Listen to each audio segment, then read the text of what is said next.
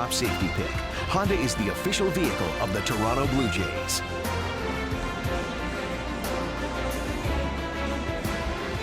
Welcome inside the Rogers Center as we get set for game one of a 4-game set between the Blue Jays and the Baltimore Orioles. Buck Showalter turning 57 today, celebrating that birthday. Starting lineups are brought to you by Quaker State, real durable oil. Manny Machado, just 20 years of age, turns 21 in July, and against the Blue Jays, 5 of 11, a double, a triple, and 3 RBIs. Chris Davis, the first baseman against Toronto, in his career, a dozen home runs, and he has driven in 31. And he's off to a great start this year. Chris Davis, another 4-hit game in last night's game. That is the lineup that Brandon Morrow will face tonight as he gets set for his 9th start of the year. Made his return to the starting rotation for the Blue Jays on Saturday after missing a couple of turns through the rotation with that upper back injury. He gave up 5 runs in 5 innings, including a pair of Robinson Cano home runs in New York. For his career, he's very familiar with the Orioles. This is his 18th game against Baltimore. Blue Jays game 4 of a 9-game homestand, taking 2 of 3 from Tampa Bay in fine fashion yesterday. Certainly the case for Jose Bautista with a walk-off single and the game winner. And the first pitch to the left-handed hitting Nate McLouth is in there for a strike. Those type of games, Matt, yesterday that the Blue Jays won can really carry out for a week or 10 days. That euphoria of walking off a game like that, the excitement. Brett Laurie certainly was excited in yesterday's game. His first one out there. Hot smash to Kawasaki, and he makes a grab on that sinking line drive off of the bat of Nate McLouth, and there's one away. Kawasaki positioned perfectly, fastball away from McLouth, and he picks it right off the carpet for the game's first out. And that'll bring up Manny Machado. We were really searching for a third baseman a year ago, and the Orioles brought him up late in the year and moved him from shortstop to third base, and he strokes it down the right field line. It'll be extra bases as Bautista goes over to cover it, and Machado a stand-up double. First pitch swinging. Take a look at the defense that John Gibbons sends out tonight for the Blue Jays. It'll be Cabrera, Rasmussen, Bautista left to right in the outfield. Along the infield, Laurie, Munenori, Kawasaki, Emilio Bonifacio, and Edwin Encarnacion. Third to first on the infield, a battery, JP Arancibia will catch Brandon Morrow tonight. And on that infield, Edwin Encarnacion, this is his 34th start this year at first base. He has yet to commit an error. He looks very comfortable and very confident playing first base now. And a few words for Machado taking the lead over that second base. Morrow working out of the stretch, and the first pitch to Markakis is outside, and Arancibia an early visit out to the mound to Brandon Morrow. That's all about the sign, what they're going to use with the runner at second base. Machado, these teams are so familiar with one another. They know each other. They know what signs that they like to use. So Arancibia just wants to make sure he's on the same page with his starter. Machado, his league leading 19th double, takes his lead, and Markakis looks at the pitch high, and it's 2-0. We were talking a little bit earlier about Brandon Morrow and the difference last year to this year, and command of the fastball was one of the topics that came up. Yeah, for me, it's been the command of that fastball. He just hasn't been able to do it as well as last year. Last year, he was telling me after one of his shutouts in the first half that he felt at times when he was out on that mound he could close his eyes and still hit the glove down and away to a right-hander. I mean, that's the kind of feel that he had on the mound last year. For him early on this year, it's been a lot of starting and stopping with the injuries. 4-pitch walk. And runners at first and second with a one away here in the top half of the first inning. And JP Arencibia, and speaking to him, he also mentioned the command of the fastball and talked about how a season ago he worked ahead in the count, and this year with the injuries, as you talked about, the soreness in the back and the neck, he said he's really battling for the Jays. Well, he's got so many put away pitches, and I think it's imperative that he gets ahead. He can put you away with that good slider. That split grip changeup is starting to come along a lot better for Morrow this year.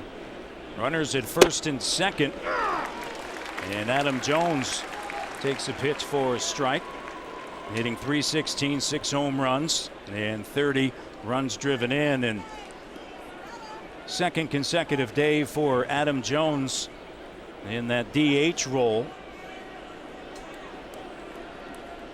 with a sore groin keeping him away from center field. Ground ball chopped to Kawasaki. On to second, out over to first, got it. 6-4-3 double play. Dan, the top half of the first inning, and so Brandon Morrow gets out a little bit of trouble as we head to the bottom of the first inning. Kevin Gausman making his major league debut here at the Rogers Center.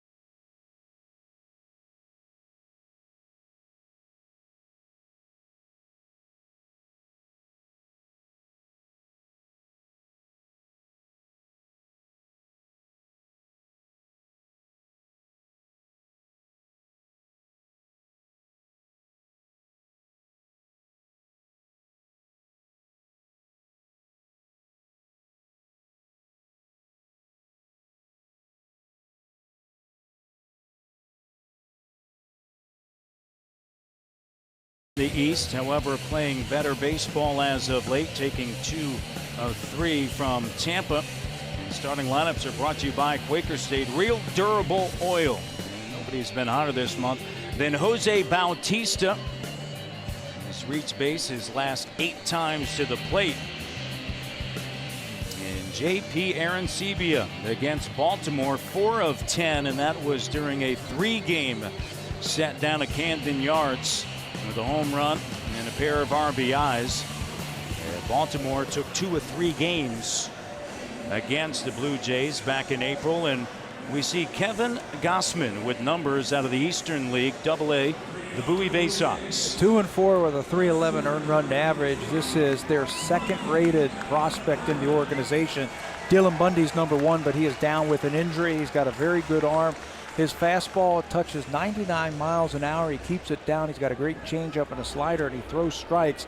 But you got to figure tonight he might be a little anxious here making his big league debut.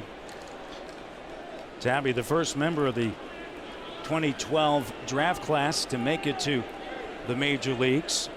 Just drafted last June. Yeah, think about that. Less than a calendar year ago, this guy was in college pitching for LSU, and here he is in the big leagues. Louisiana State University down in Baton Rouge, Louisiana. He's out of Centennial, Colorado, as Melky Cabrera takes the first pitch high. The lanky right-hander. And they go and grab that first pitch.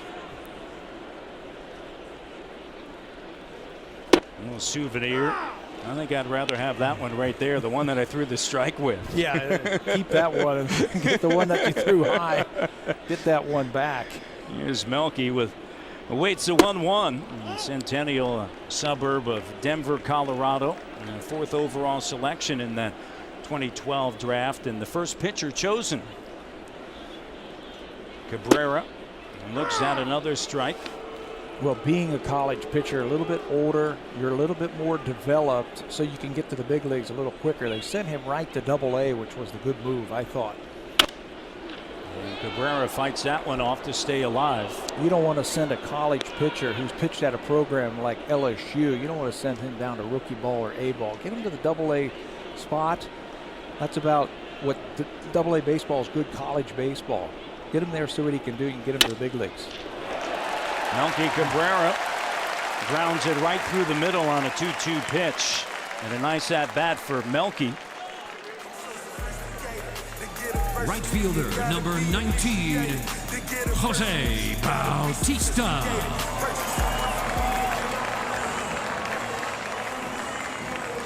What a game last night for Jose Bautista. Well, he was able to tie it up against Fernando Rodney in the 9th inning and then win it in the 10th inning with a single. And that's Blue Jays history right there. He became the first Blue Jay in history to hit a game-tying home run in the 9th inning and then produce a game-ending hit in extra innings. Pretty special day for Jose yesterday.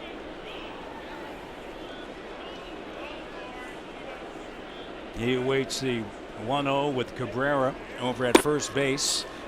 And the pitch down low and away. The longest streak in Blue Jays history is 12 by Lyle Overbay in May of 2008. Well, when you're seeing the ball like Jose is seeing the ball now, he's going to produce hits. Pops it up off to the right side, and his 2 home runs from last night. When he is hot, he is not missing his pitch. This is a pitch from Hellickson, and he hits it 9 miles to left field. But the more impressive one was this one, turning it around, 98-mile-an-hour fastball from Fernando Rodney in the 9th inning. Those were pitches that he was fouling back or jamming himself earlier a couple of weeks ago. He's not missing them now. 2-1, fouled off to the right side, and the count evens at 2-2. He has more home runs since 2010 than any other major leaguer, with 135. He's had 2 multi-home run games last night and then in Boston back on May 12th. And that win against the Red Sox, 12-4. Just impressive statistics. And the month of May has been very good to Jose. Gausman deals. And the streak will come to an end as Dickerson comes on to make the grab. Defensively for Baltimore, they are the best fielding team in the American League with just 14 errors. McLeod, Dickerson, and Nick Markakis, the Gold Glover in right field. Manny Machado, he's going to win a Gold Glove someday. J.J. Hardy, Alexei Casilla, and Chris Davis at first base. Matt Wieters, outstanding behind the plate. He's thrown out 53% of the runners this year. And you see Chris Dickerson in center field once again because of the groin injury to Adam Jones. And I don't know how many times we're going to be able to see Jones on the carpet here. Buck Showalter might have to protect that groin injury with Dickerson in center field. Jones DHing, the Gold Glover. Edwin Encarnacion fouls off the first pitch. Gausman, the right-hander, looks in. The Bowie Bay Sox were in Akron, Ohio, as he checks in on Melky Cabrera over at first base when he received the news that he was getting called up to the big leagues. And so the first thing he did was he picked up the phone, the cell phone, to call his father. He said, "My dad didn't answer the phone." He said that was typical fashion. He said he ended up touching base with his mom, and this one's fouled off to the right side. And he found out later from his dad that his mom nearly fainted. She got so emotional. Do you remember the first call that you made, getting called up? I remember getting called up. Sure, they didn't have cell phones back then. Well, you hit the payphone, right? Did you have a dime? No, heck no. I didn't have any of that kind of stuff. I sent it through a wire that I was getting called up. But what, did the dad not have caller ID? I guess he not know it was his son? He said it was just typical of his dad. And here's a strike on the inner half.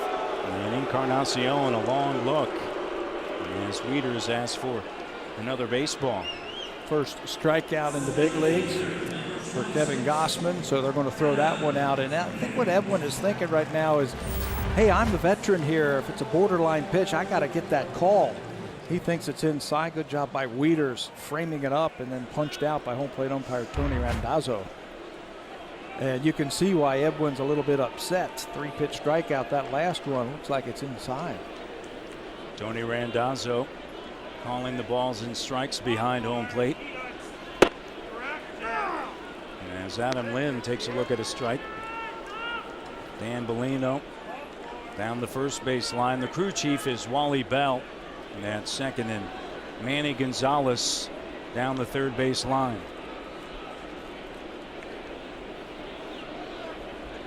Cabrera with a leadoff single, and Lynn fouls it off to the left side. If Lynn could manage his way to get aboard, Aaron Sebia is on deck. Adams been putting much better swings together and at bats together. He looks balanced. He's hitting the ball to all fields, and he's hitting it with power. Power swing is back for Lynn. Calmly awaits, and that pitch off of the plate. The right-hander was scheduled to start last night in Akron for the Bowie Bay Sox in the Eastern League. He was able to catch a couple of flights and arrive at Baltimore yesterday, so he traveled with the team. After their game last night against the New York Yankees, they took 2 of 3 against the Yankees. And then got on a plane and came here to Toronto. They didn't get to their hotel till 3 o'clock in the morning. 2 away. Cabrera with the leadoff base hit back through the middle over at first base. And the tall right-hander brings it and took something off of it. That's that plus changeup talking about. And 2 strikeouts in his major league debut. We head now to the top of the second.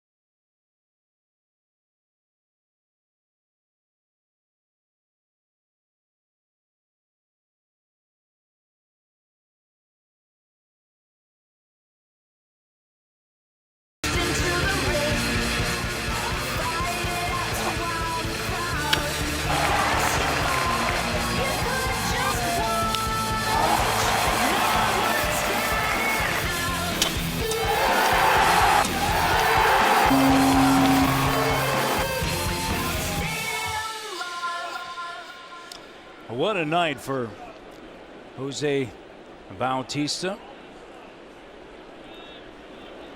And the first pitch is in there for a strike with Chris Davis. You notice on the side of the hat of Jose Bautista, R.I.P. Epi Guerrero, longtime scout for the Blue Jays, in there for strike 2. Passing away, and Edwin Encarnacion as well, and Bonifacio over at second. signed some great Blue Jays players, Tony Fernandez, Carlos Delgado, just to name a couple, and then also urged the Blue Jays management to select George Bell in the Rule 5 draft from the Philadelphia Phillies back in 1980. A legend in Blue Jay history. Work alongside Pat Gillick here and getting those great young players, especially the Dominican players, and that's why you see the RIP on the hat of those Dominican players. He is a legend there. Couldn't go too far to find a ball player. Whatever it took to find that next ball player and then get him into the Blue Jays organization. Davis awaits, and he fights this one off. Moment of silence prior to the national anthems here at Epi Guerrero was a key conduit in the path from the Caribbean to the diamonds of Major League. Rogers Center, and paying respect. Davis got a piece of it, but right into the mitt of Aaron Sebia. And the first strikeout for the right-hander Morrow. Well, that is what we were talking about in the first inning with Brandon Morrow. Get ahead early, use that fastball, and he's got those put-away pitches. That's his breaking ball right there to get a very good hitter and a hot hitter in Chris Davis. As you mentioned, sidelined for 13 days as Matt Wieters, the catcher, looks at a pitch outside. And 3 of the last 4 times out that he has been on the mound, the Blue Jays have come away with a W. He's only received 2 decisions, one a win, one a loss. In on the hands, Encarnacion fields it and take it to the first base bag by himself, and Wieters is out. He's got that good fastball back. Just 5 innings his last time out. You mentioned the 13 days that Brandon Morrow missed because of that upper back injury. John Gibbons can only get 5 innings out of him his last time in New York. Today, he could go as long as he needs to. Right-hander pours it in just a little bit low and away. 4th year in Toronto. Last year 10-7 with a 2.96 ERA in 21 starts as J.J. Hardy in the shortstop. Hits it a long way foul down the right field line. Last year was one of those years for Brandon Morrow where everything started clicking. I would have loved to have seen the year that he could have put together if he stayed healthy. He had that side strain that really took a long time for him to come back, get back out there. 28-year-old deals, and this one fouled off to the right side again. And ahead in the count, 1 ball and 2 strikes. Now it's time. Don't even mess around with him. You can go with a breaking ball if you want to. J.J. Hardy, though, hits .370 versus the breaking ball, so you better put it in a good spot.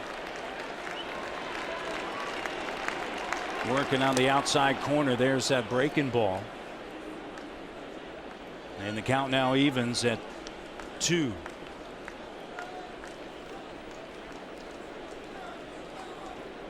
Bautista plays Hardy a little bit in right field. And Erasmus shaded toward the gap in right center. The 2-2 pitch. Swing and a miss. Got him. Hard breaking ball. And Morrow gets his 2nd strikeout.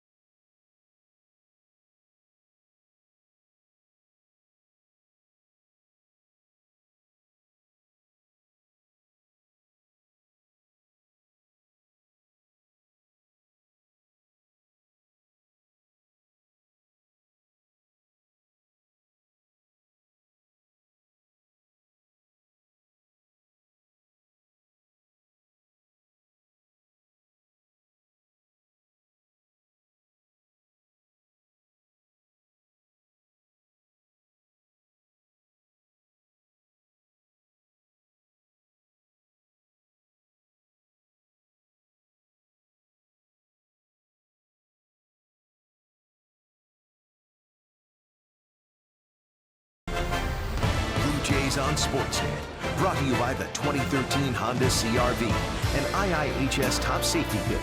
Honda is the official vehicle of the Toronto Blue Jays.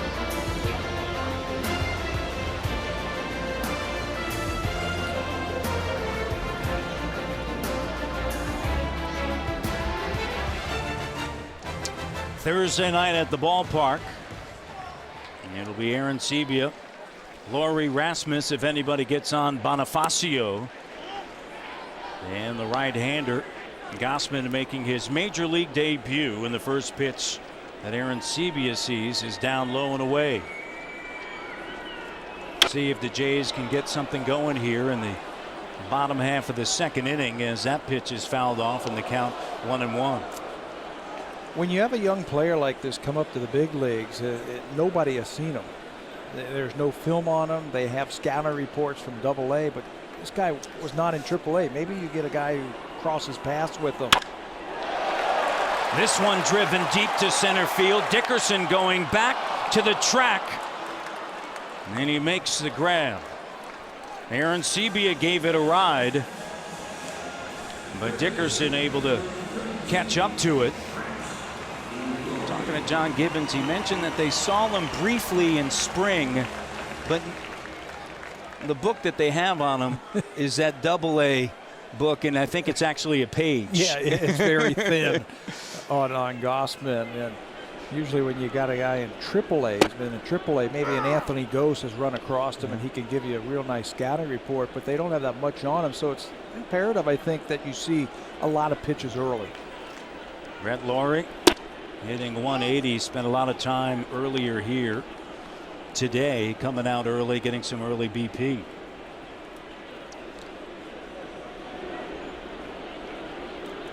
Here's a 1-1 pitch in on the hands, and he fights it off. Well, communication is very important here, especially when you're facing a guy for the first time. Jose Bautista is going to tell Brett Laurie, and he's going to tell his hitting coach Chad Mottola what he saw when he was up there. What was the breaking ball like? What did the fastball look like? Can you compare him to anybody that you have faced before? And they'll talk about it and try to form a game plan before they step up there to the plate. Adam Lynn could tell him about that changeup that he saw.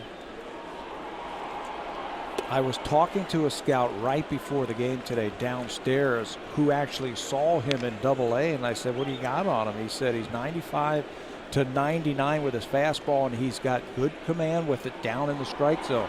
Great changeup and a little bit of slider. And he throws strikes. For a young player, the command of the strike zone is pretty good. I asked him, I said, can he maintain that type of miles per hour? And he said yes. Into the seventh inning, he can still throw upper 90s. The 2-2 hit high in the air behind home plate. Wieters gives it a look, and it ends up in the third row. Well, after this at bat, I think they'll be able to write a book on him, because Laurie has seen about everything that the right-hander has to offer. Riding that fastball up in the upper part of the strike zone. He has missed with this changeup. Yeah. That one, 98, and it makes the count full. 3 balls and 2 strikes. It's been a nice at bat for Laurie. Looks like it'll be the 9th pitch of this AB. And the full count pitch is grounded on a big hop to Machado. Makes the throw right across the diamond. Before the ball game, Brett Laurie was out working on the tee at 3:15, just trying to stay back. It feels like he's jumping towards the ball. He's got a lot of movement in his swing, just to keep that head down and keep that head back just a little bit. They were doing some drills with Chad Mottola down on the field today, also trying to get him to stay back, bring his arms in just a little bit more. Colby Rasmus sees the fastball riding high and outside. Had the big headphones on. Oh, Beats by Dre. You didn't have those back in the day when you were working on your swing. Either. Nope, you're talking a long time ago. They didn't have cell phones and electronics or any of that kind of stuff back then. It was just you and the baseball. And that's what's great about the game. Rasmus laces this one into right field, off of the wall. Rasmus, a big turn at first. And Markakis does a good job of getting it in. Yeah, he's one of the best in the outfield. Already 4 assists for Nick Markakis. This ball is just covered by Rasmus. Hit so hard, fastball 96, and he turns it around. Ball was away from him, and he's able to hook that ball off the wall. In right field, it's hit so hard, Markakis gets over, bare hands it, holds Colby to a single. 2-out single. Rasmus over at first base. Emilio Bonifacio, second baseman, in the batter's box.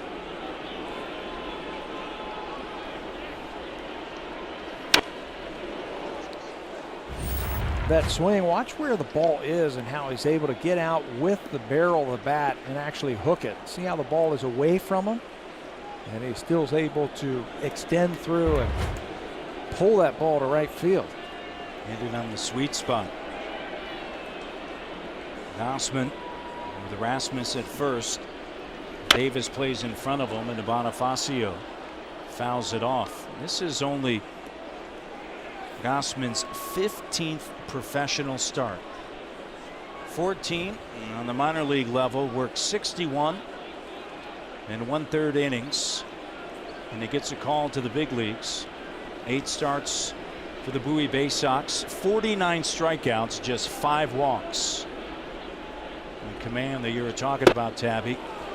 And Bonifacio goes down swinging, and that is the 3rd strikeout for the 22-year-old from Centennial, Colorado.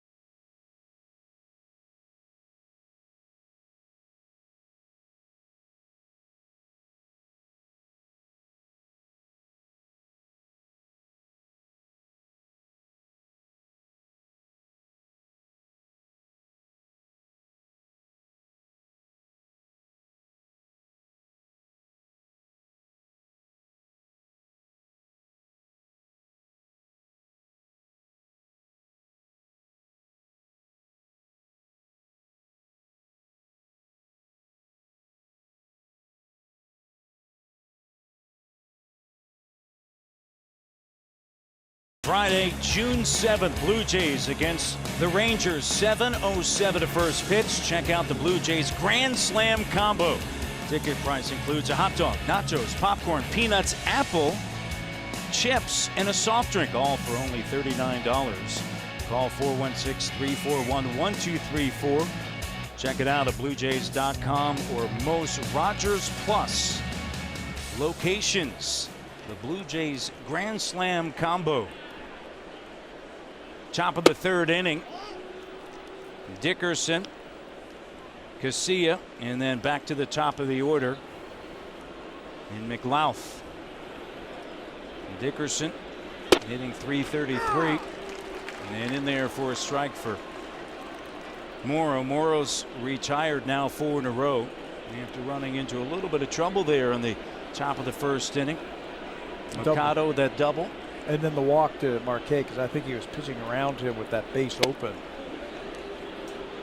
They used that fastball early. Dickerson's been a player who is starting to get some frequent playing time with the injury to Adam Jones, and he's starting to swing a hot bat. Last 8 games, almost 400. Isn't it amazing when you get some consistent playing time, some consistent at-bats, you start heating up?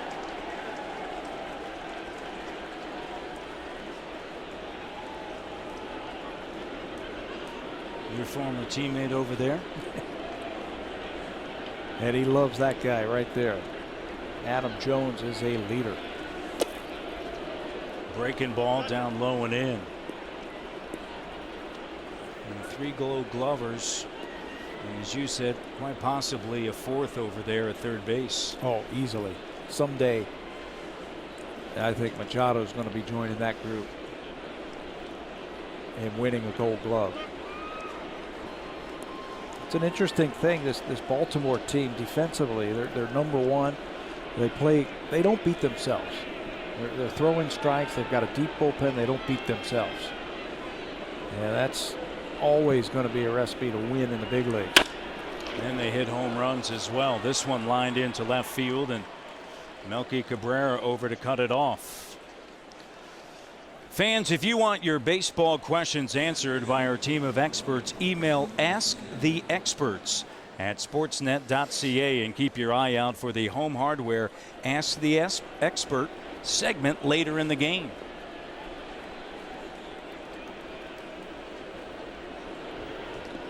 Leadoff single for Dickerson into left field, and Alexi Casilla, a second baseman, in the batter's box, shows bunt.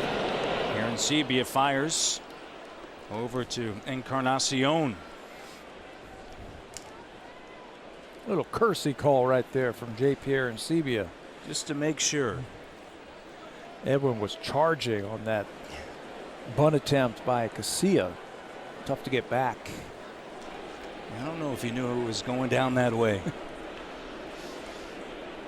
Laurie creeping in at third base as that pitch misses outside, and the count at a 1-1.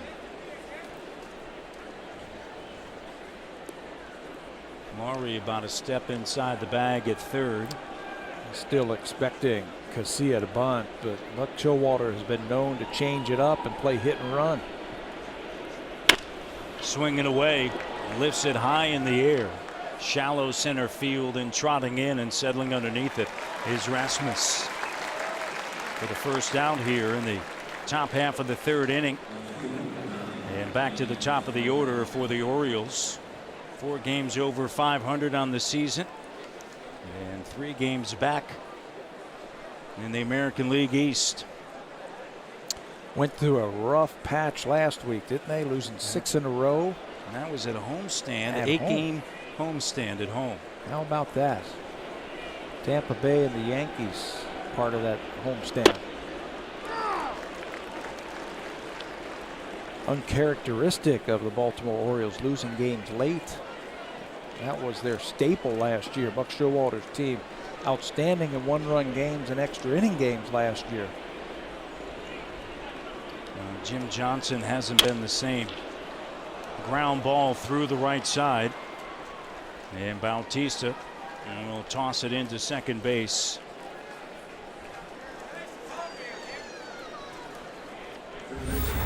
Slider, and it's up for McLeod, and with Encarnacion holding the runner on, he's got a big hole to shoot for it. He just rolls it right through the right side.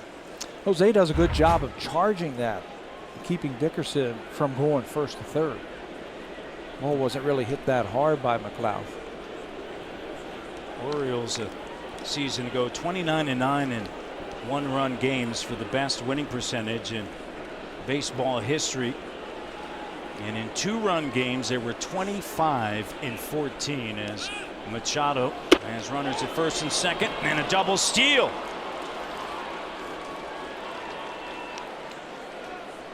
So runners now at second and third. Some heads up base running right there by the Baltimore Orioles. Brandon Morrow gives him one look, and as soon as he turns back towards home plate, both runners take off. There must have been something in the scouting report that told them when Morrow looks at you with multiple runners on and he looks towards home, he's not looking back. Runners now in scoring position. Machado in on the hands as he looks at that pitch. That's smart ball right there. Buck Showalter, you don't miss too many with that guy.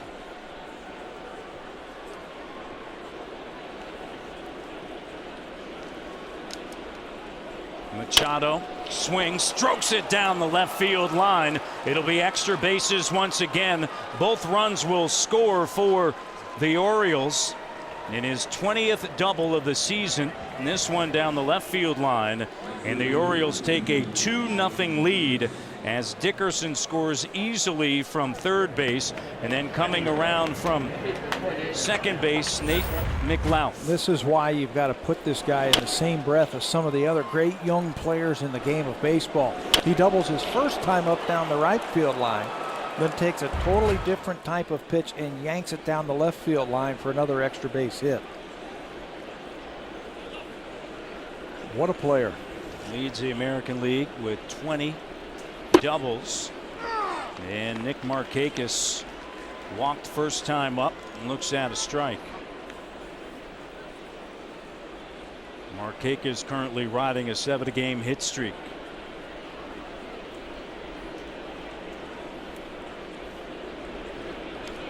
Over the last dozen games, batting 365 with 8 RBIs. Good. Manny Machado, you talked about the great young players of the game, Mike Trout and Bryce Harper. Well, let's do that. Their first 97 career games, these three guys, and Manny Machado is right there with the bigger names of the Mike Trouts and the Bryce Harpers of the world. He's got 12 home runs and 52 RBIs, more RBIs than Mike Trout. We're not even talking about his defense. It's superb over there at third base. And he will not turn 21 for a couple more months. Swing and a miss. Markakis. Third strikeout for Brandon Morrow. Brandon got away with one right there. He got under that pitch and it stayed up. But it backed up on Markakis and he swung through it. Machado with 2 RBIs is back at second base. He turns 21 on July 6th. Nate McLouth, his teammate, was saying that he just got a feel for it, a calmness that's tough to teach. And you can see it in his approach at the plate as Adam Jones getting to a 6-4-3 double play in his first time up 0 for 1, and that one's fouled off. Let's see. Oriole team offensively, I don't think they get the type of respect that they are due offensively. You were just talking about the numbers that they did last year in the 1-run games and the extra innings, and everybody said, well, it's their type of year. But this team offensively is good. Second in the American League in batting average at 268. They are first in stolen bases, which is a surprise when you look at those numbers. And they've got power.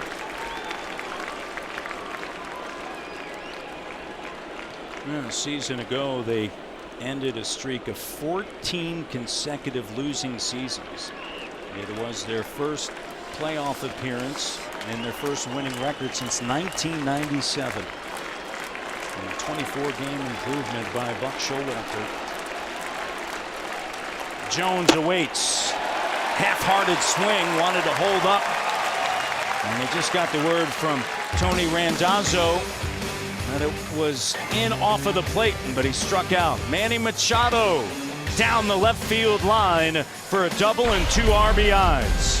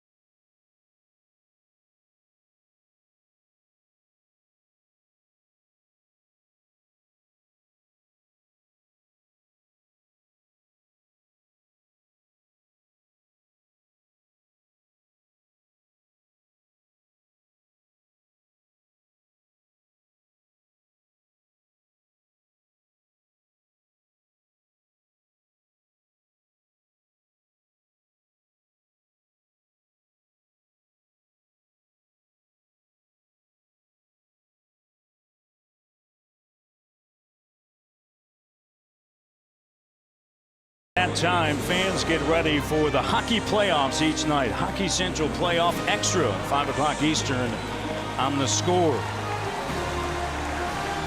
Bottom half of the third for the Blue Jays, and Kawasaki. And back to the top of the order, Cabrera and Bautista.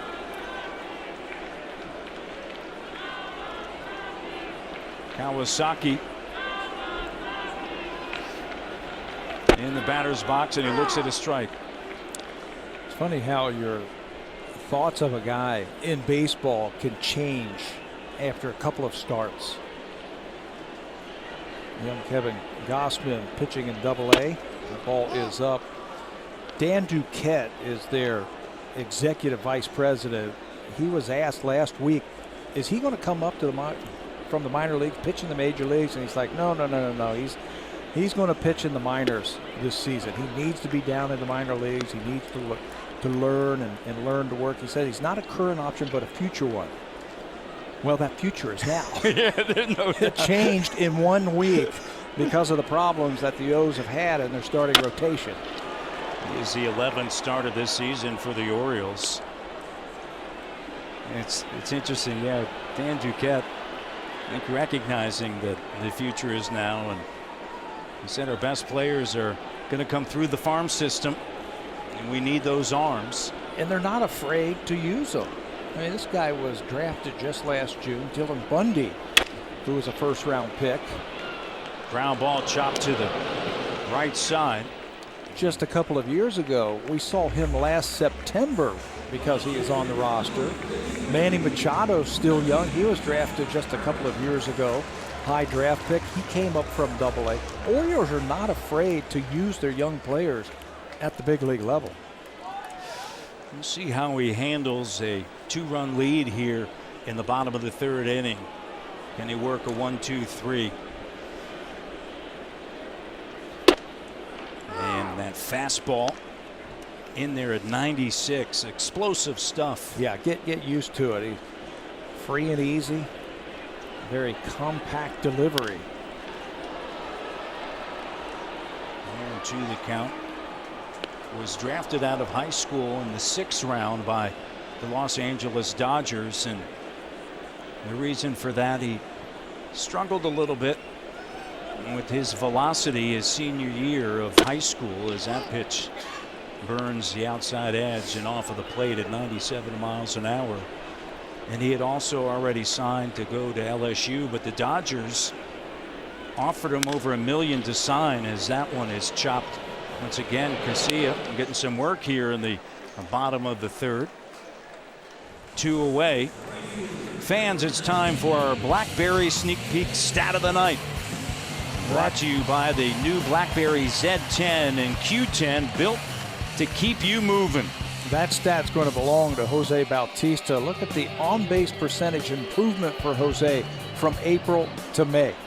Almost 500. And what he's doing is he's recognizing his pitches, and he's taking that borderline pitch, much like he did the last couple of years for the Blue Jays.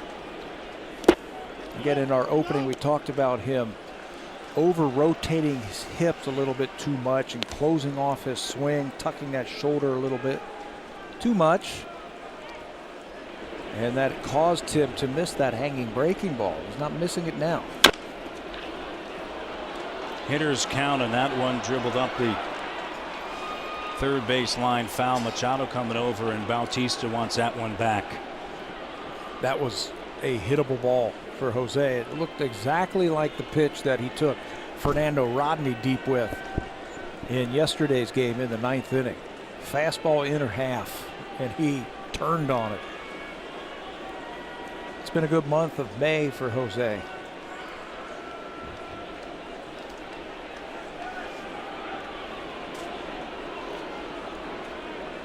His last 23 games, hitting .351, 6 homers, 18 RBIs, and the count now 3-1. So another hitter's count. We'll see how Gausman works him. Bautista waits, and here's the 3-1 with 2 away, and it's ball 4.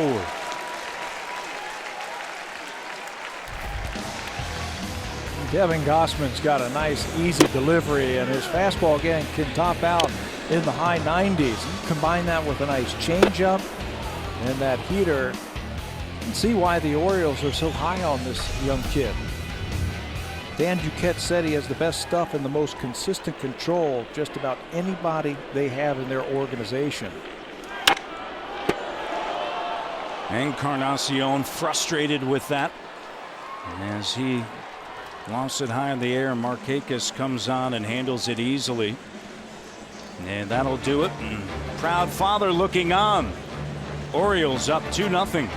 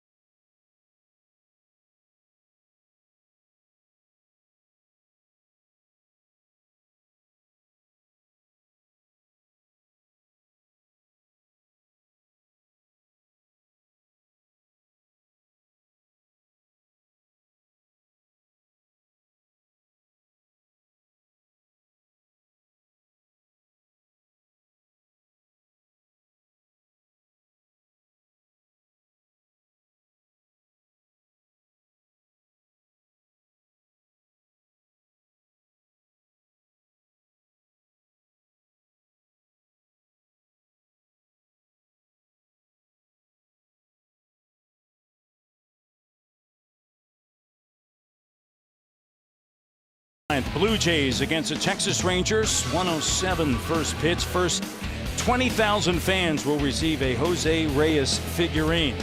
Call 416-341-1234. Check it out at BlueJays.com or most Rogers Plus locations. Jays really miss Jose Reyes. There's no doubt about that. As Brandon Morrow goes to work here in the top half of the fourth inning.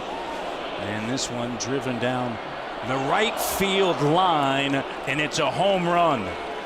Chris Davis turns on a pitch on the inner half, and it carried all the way down the right field line for a home run off of the foul pole. He's so strong, Chris Davis. Got off to a great start, went into a little bit of a slump, but now he's back again.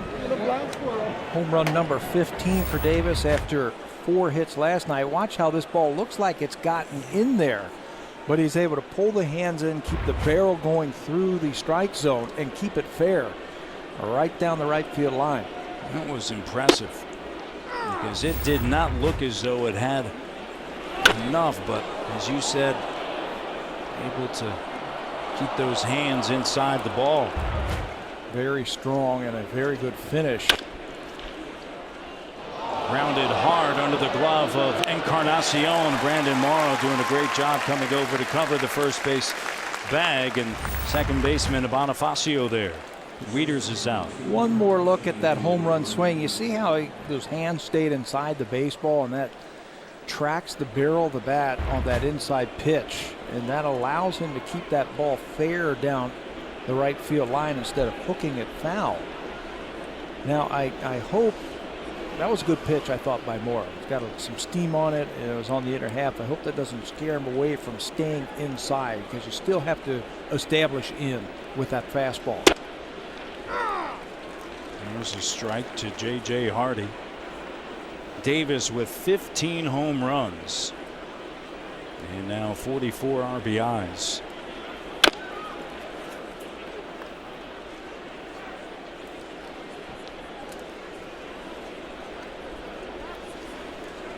Four hits in last night's game for Davis with a home run. It's interesting. He said that after the game that he just didn't feel all that good during BP. He said he ended up spending half of the day in the video room watching old swings. And he said it was just one of those days where during BP nothing was going right and just didn't feel comfortable at the plate, but yet turned it around at 7:07. Sometimes those are the best days that you have during the game when you are terrible during BP. He's now 2 ahead of Cabrera and Cano for the home run lead with that blast. But you have bad batting practice, and it's almost like it clears your mind. You say, okay, I can't find it. I'm just going to go up there and not have a thought. Just see the baseball, and you end up having good games. 5th strikeout for Morrow as he comes back and gets Hardy swinging. He actually said that he felt like he was all over the place. And that's typically not a good feeling. They're able to turn it around at game time. Dickerson singled and scored first time up off of the double by Manny Machado.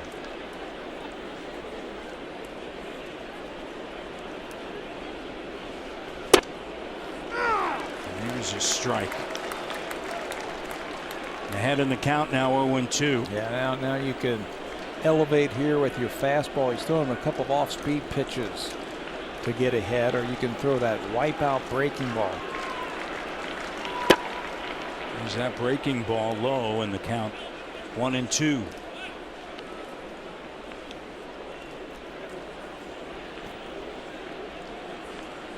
Top half of the 4th inning, and Baltimore up 3-0. Morrow, his second start since being sidelined for 13 days. And that breaking pitch is fouled off by Dickerson. Gosman has worked 3 scoreless innings, and he has a 3-run lead. He's like, man, this big league stuff is this is pretty good. What is he, 22? 22 years old. Wow. Fastball up. Toronto, I was thinking this is a lot better than being in Akron. That's where they were. Akron's ballpark's pretty nice. Beautiful ballpark. Isn't it nice? Been there. Beautiful ballpark. It's not the big leagues, but it's pretty nice for a AA. It's a great ballpark. In fact, they used to be in Canton, Ohio, Thurman Munson Stadium, and then moved to Akron as this one is grounded to the right side. Bonifacio is there. And Dickerson cut down at first base. Chris Davis, 15 home runs on the season.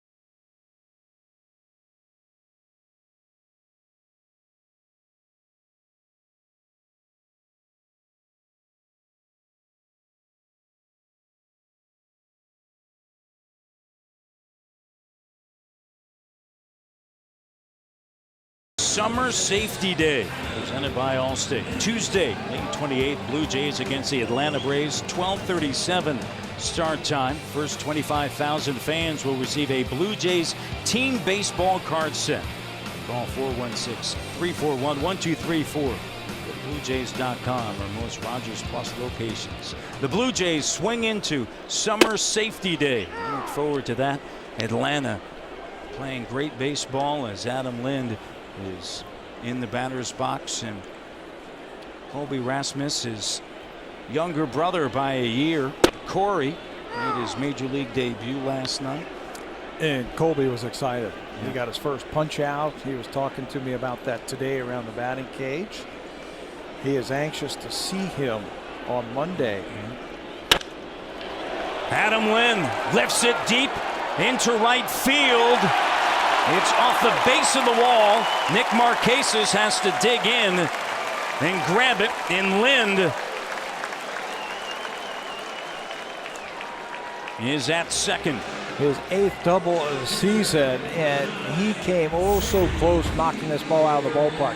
Hanging breaking ball. And Lind times it up and hits it deep to right field, and for a second there it just gets stuck right underneath the padding of the wall in right field. Marquez has to go in and dig it out. Just stuck right between the padding and the warning track. Now the Blue Jays have to bring him around. Swung on, driven by Aaron Sebia.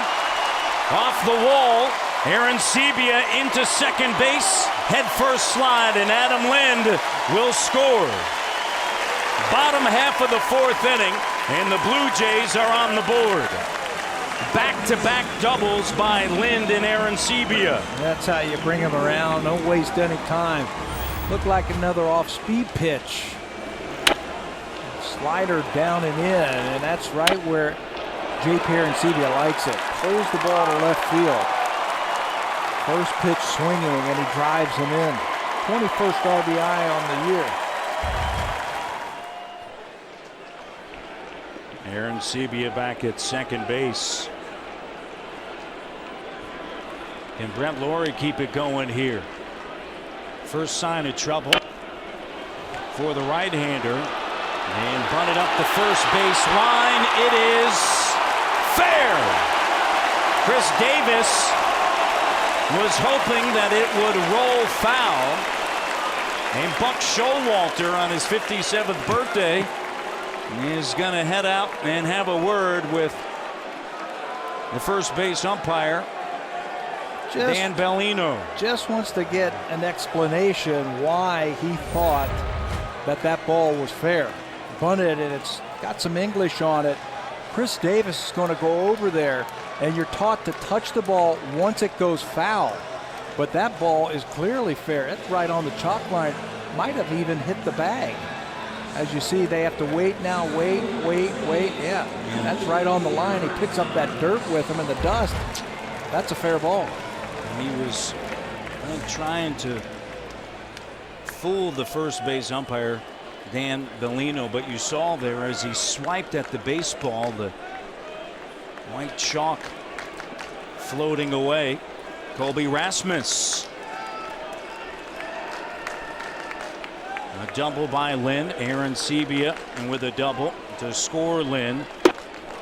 And Laurie, a bunt single, and runners at the corners, and Rasmus swings and misses. Baltimore here in the bottom of the 4th inning, 3-1. Second time through now the order, and the Blue Jays are starting to get an idea of what Gausman throws. They have 6 batters at the plate. 4 of them have reached base against him.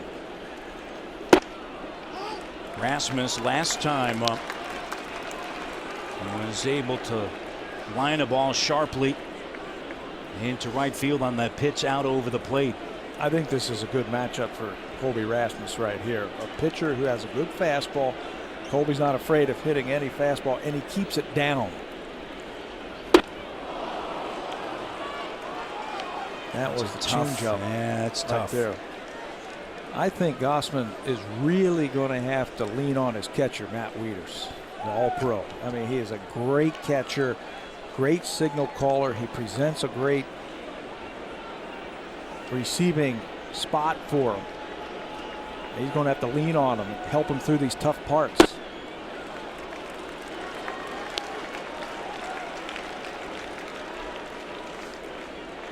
If 2-2 the count. If they throw him a fastball, he's going to have to get it up. I think a fastball down and Colby Rasmus hits it out of the ballpark. Runners at the corners, nobody out here in the home half of the fourth, and a breaking ball.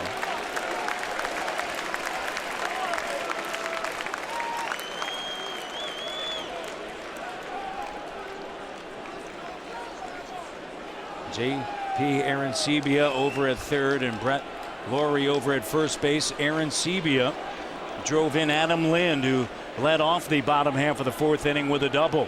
Rasmus, ground ball, chop foul. And the count 3-2 now to the left-handed hitter.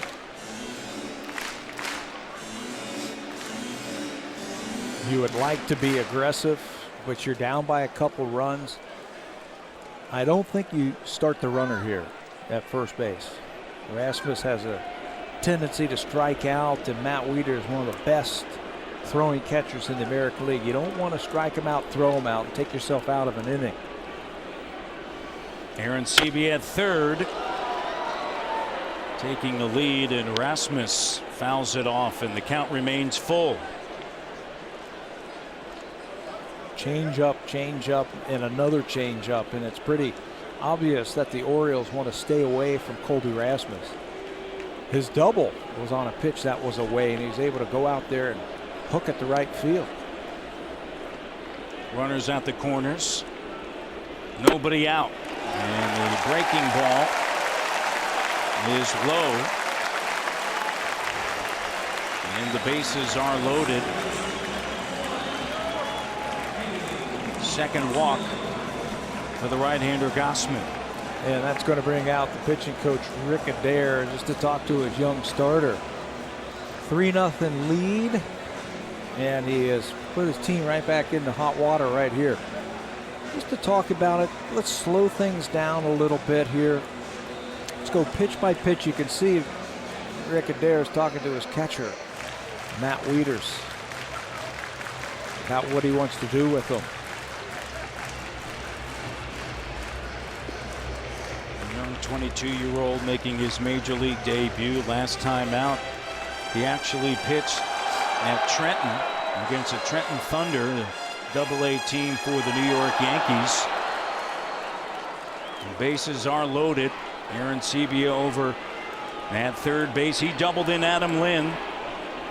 Laurie, a bunt single at second, and a walk to Rasmus, who worked the count full, and Bonifacio stands him up with a fastball.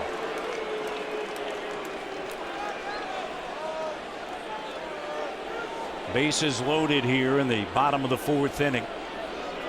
Tying run back at second base. And Laurie.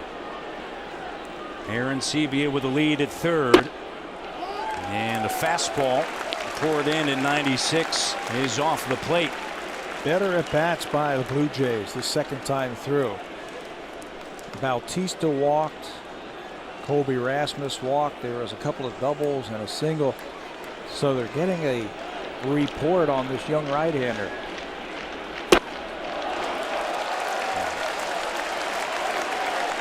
Three balls, no strikes, nobody out here in the fourth. It started with an Adam Lind double. Arancibia with a double down the left field line, scoring Lind. A bunt single by Laurie and a walk to Rasmus. Bonifacio ahead in the count, 3-0. Bases full of Jays as the right-hander. Gausman deals, and there is a strike. Just off the plate. It's like he took a little something off his fastball. And now Emilio Bonifacio can look for that one pitch in that one spot. Already one run in, nobody out. Bonifacio lifts it deep into right center field. Tracking it is Dickerson. He'll make the catch, and on a sacrifice fly, Aaron Sebia will score, and it's 3-2 now, Orioles. And runners at the corners for the Jays here in the fourth. That was the pitch right there. Bonifacio, one of the stronger hitters on the Blue Jays, strong physically, that when he gets the ball out in front, he can hit it as far as anyone. Just missed that one. Will pick up the RBI, just his 9th of the season. And Brett Laurie, recognizing that ball staying in the ballpark, tags up at second base and moves up, and now he can score on a fly ball. One away, double play depth through the middle, and Kawasaki is the batter. And Rasmus over at first base. And that pitch is the ball as Kawasaki looks down the third base line for the signs, and Brett Laurie will take a lead at third. Tying run over at third. And Kawasaki looking to bunt it, and he pops it up. That was the suicide squeeze right there. Brett Laurie broke from third base.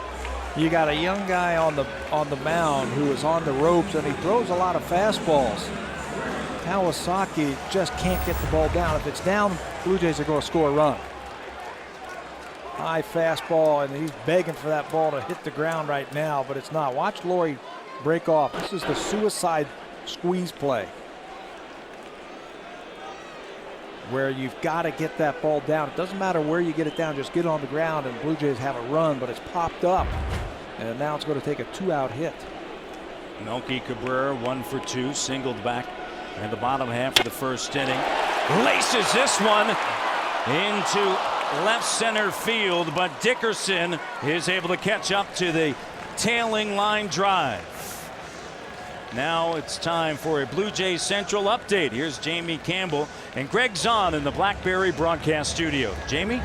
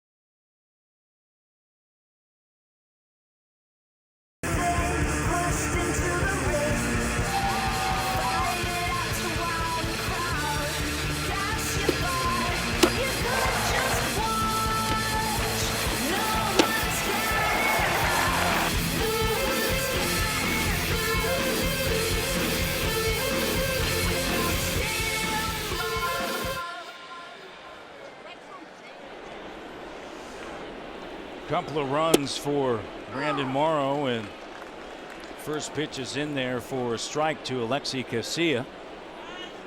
And now Brandon Morrow's job is to have a quick inning, get his team off the field into the dugout, and send that young pitcher out there.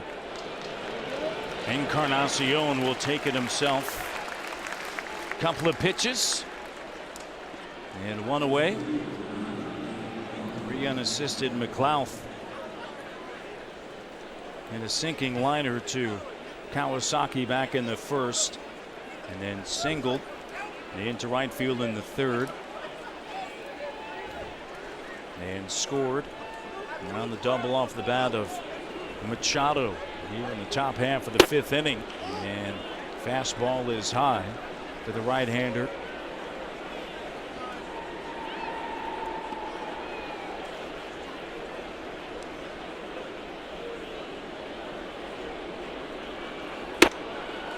Pitch up.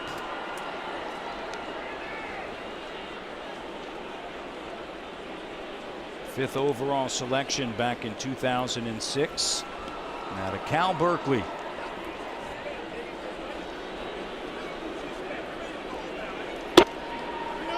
And that one's off the plate. I mentioned this earlier back in the first, how J.P. Arancibia, as well as you, Pat, talked about how he worked ahead in the count so well a season ago and trying to find that rhythm once again.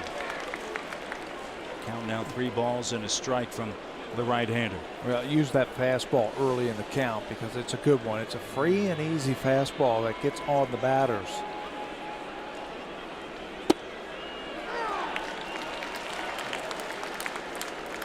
Last Saturday in New York, he worked 5 innings, 7 hits, 5 runs, all earned, 2 home runs, as you mentioned, to Robinson Cano. And this one by McLouth is fouled off. And they weren't bad pitches either from Brandon Morrow. They were just pitches that were hit by a really good hitter. And Robbie Cano, first one was down away from it, and he hooks it into the first row in right field for a home run. And then he homered in the 5th inning. That one was legit to right center. Ground ball and a 2-bouncer. Encarnacion, 3 unassisted.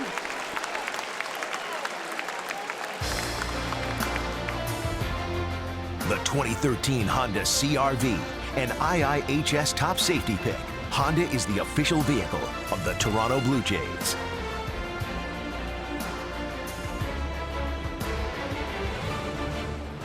Thursday evening here in downtown Toronto, Manny Machado, 2 for 2, 2 doubles, and 2 RBIs in the right-hander. Trying to work a 1-2-3 inning like he did back in the 2nd when he got Davis, Wieters, and Hardy in order. He's retired 5 in a row since that solo home run off of the bat of Chris Davis.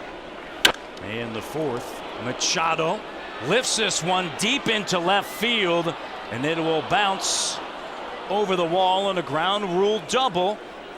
He is a double machine, is Manny Machado. We'll have to try something different with him because right now he's hitting everything. Breaking ball again. This one stays up. Arancibia wants that ball away. And Machado, watch how he stays back. His hands stay back. He just glides right into the baseball. Not a lot of movement. He's not a lot of jumping around. He's a very confident looking hitter.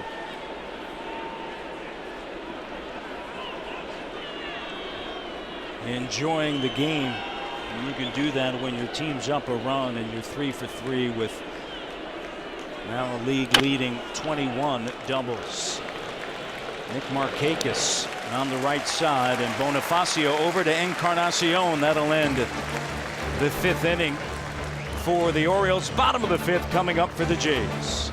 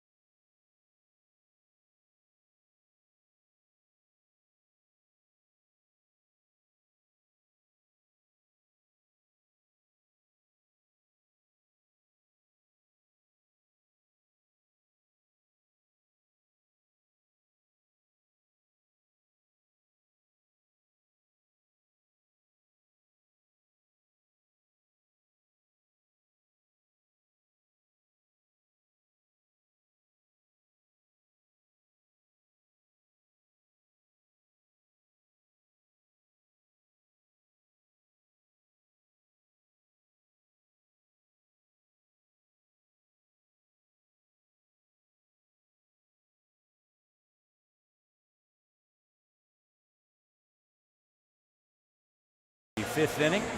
Matt Devlin alongside Pat Tabler. And Tabby, thanks so much for allowing me to sit in.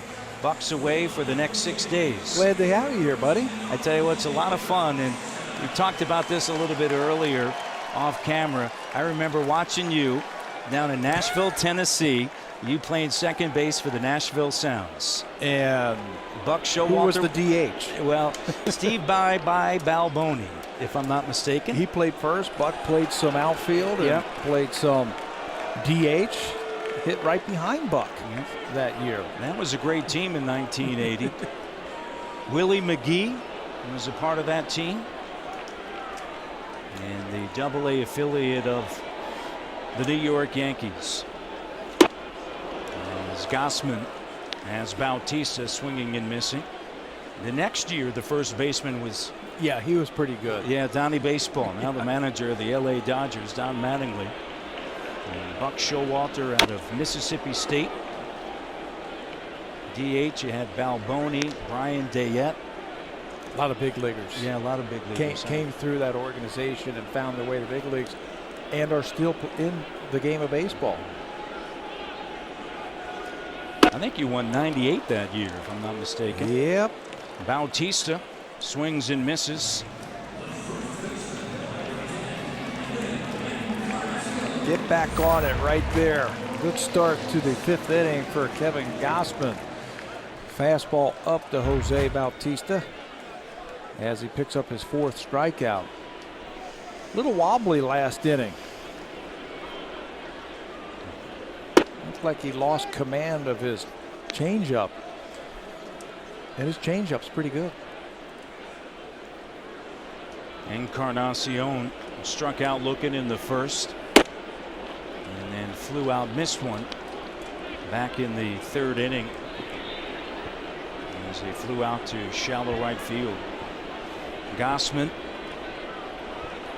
down on the count, 2-0. Fastball swung on and lifted high in the air, making his way over toward the line in left field. McLouth, and let's check in with Jamie Campbell. Jamie.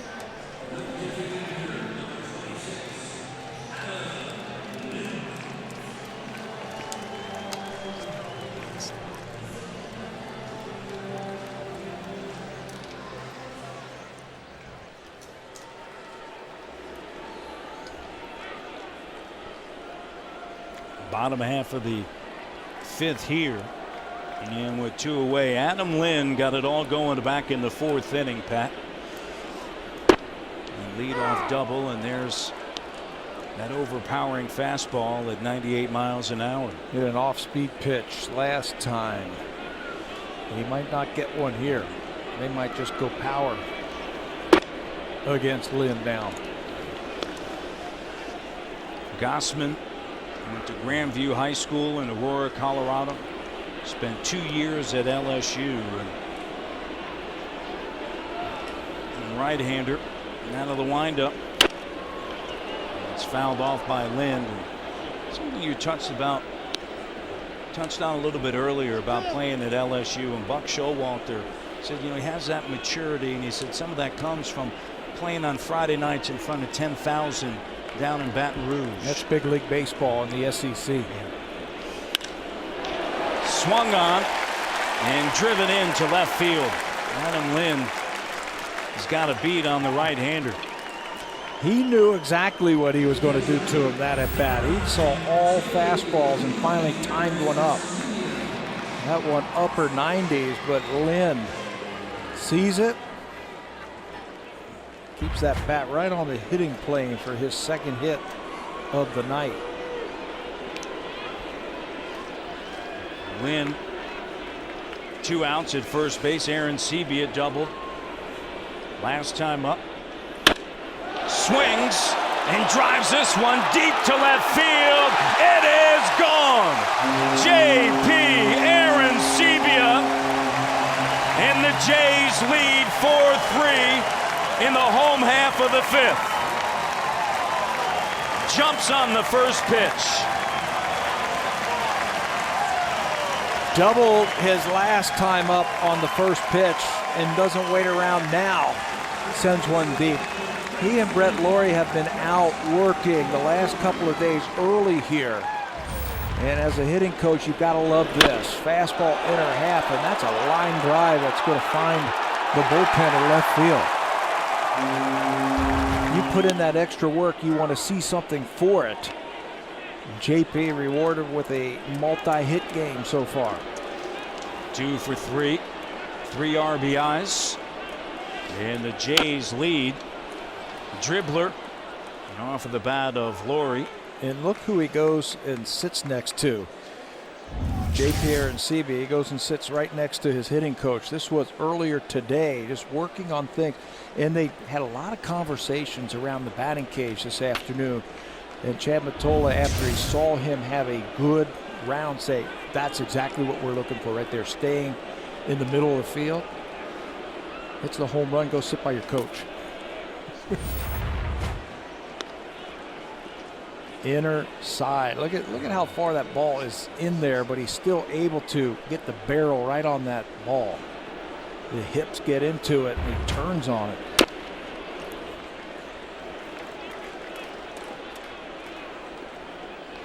Lind and Aaron Sebia coming through for the Jays in the 4th, and now here in the bottom of the 5th inning with 2 away.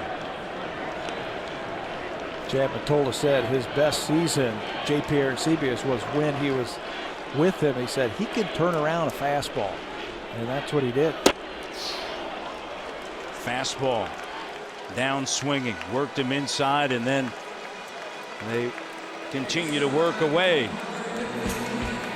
Fans, here comes the Home Hardware cleanup crew, brought to you by Natura, Home Hardware's exclusive line of safe, environmentally friendly cleaning products.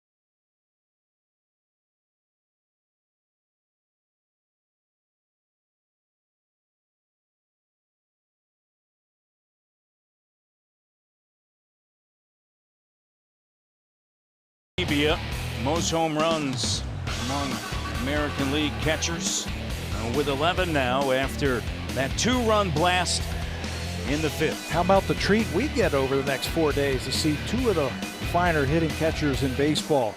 Matt Wieters, JP Arencibia, Power Plus behind the plates. Arencibia, 3 RBIs.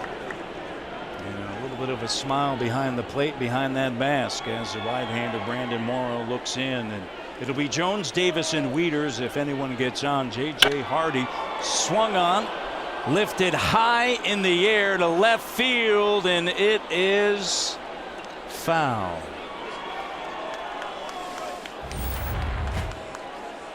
And this is after the bottom of the 5th. You see Buck Showalter saying, good job out there. Kid, you did okay. You gave us 5 innings. Not bad for your first big league game.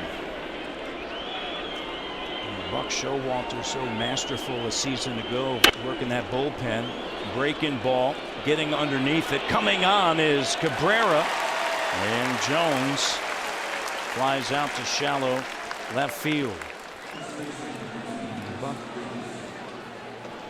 And Rick Adair, the pitching coach, right down to talk to his young starter, talking about how they can cut the ball, maybe sink it, keep it off that hitting plane where he's been hurt. That's one of the things that they like about the right-hander is that his fastball does have a natural sink to it, and pitching at Camden Yards, as you well know, extremely important. Davis last time up homered in the fourth. How about pitching in the American League East? Yeah. These ballparks, you better be able to throw ground balls. Have to. Davis here in the top half of the sixth, and the count 2-0.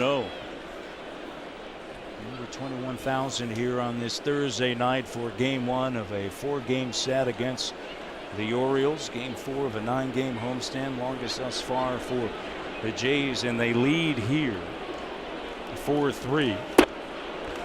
Breaking ball down and in.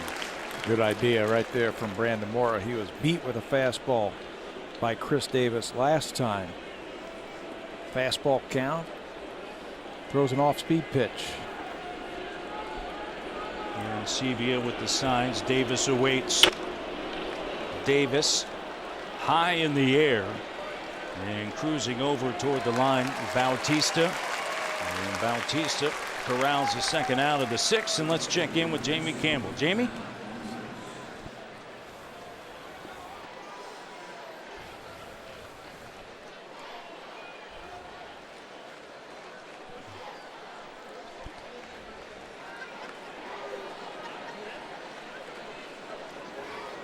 How about that? I mean, Cabrera, he just keeps it rolling. Triple Crown winner.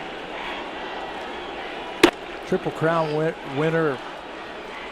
Close to that again. Now it's early. It's only happened 2 times in Major League history where a batter won multiple Triple Crowns. Ted Williams was one of them. Wieters looks at a strike. Can he do it back to back?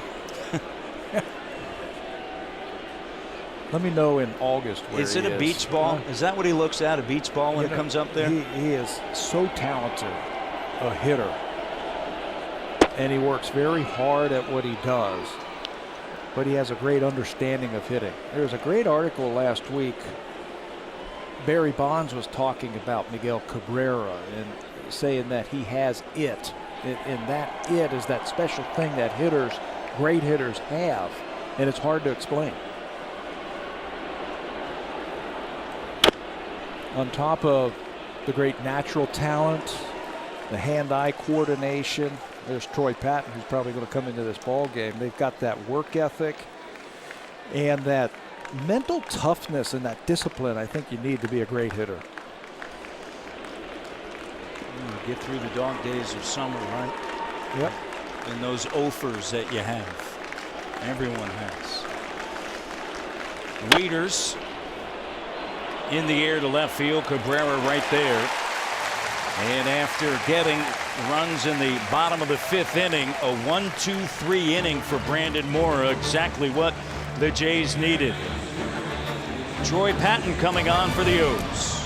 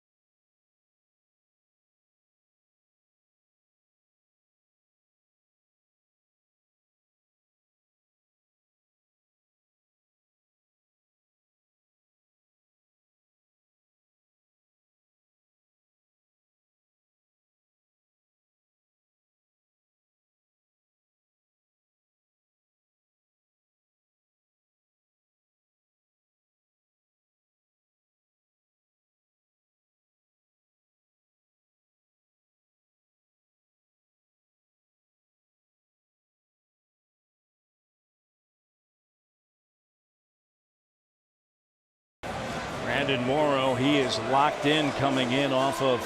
Wait a minute. Hey, excuse me. DeRosa's right there. Do not leave me hanging.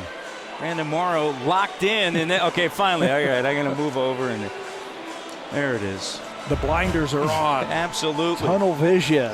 Walks right by the veteran. Well, that's okay. That's what you want to see, right? You want to be locked into what you're doing. And right now, Brandon Morrow is right there. Rasmus Bonifacio Kawasaki scheduled to hit against the left-hander Troy Patton.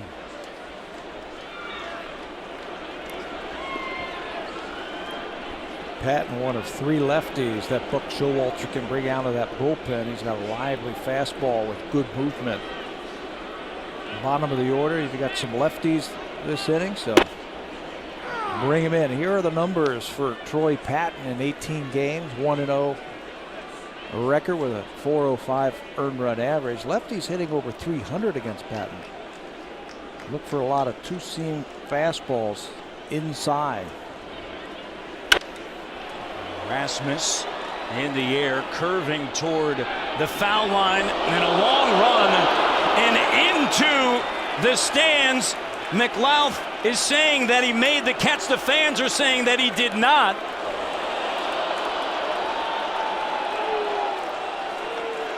And something came out of the stands. Buck Showalter is going to go out and talk about that. The the third base umpire, that's Manny Gonzalez, was sprinting down the left field line because once McLeod caught the ball, his momentum took him into the stands. The fans are saying he dropped it. Let's watch it again. Look at the third base umpire. He knows he's going to have to get down there. McLeod rolls into the stands. The fans are right there. McLeod comes up and shows him. Yeah. Makes a catch right here. Yep. And then over. Does he reach for the ball? Maybe he reaches for the ball. You saw his glove when he hit the wall. The open end is facing down. And there goes the a third base umpire to see if he remained in contact with that ball, that he's holding on to it. And you see the third base umpire, Manny Gonzalez, giving the out signal as he races down that left field line, and Buck Showalter in an extended conversation with Wally Bell, the crew chief, and Manny Gonzalez out in left field. Yeah, it looked like somebody from the first or second deck behind the bullpen of the Blue Jays threw a full cup of something down on the field, and I think Buck Showalter wants to make sure that his players are safe on the playing field. What a play by McLeod on that tailing fly ball off of the bat of Rasmus. He's the only one in uniform tonight who knows if he caught that ball or not. Good job of him if coming up out of there and showing the umpire the ball. Jamie stationed out in left field had a good view of it. Jamie.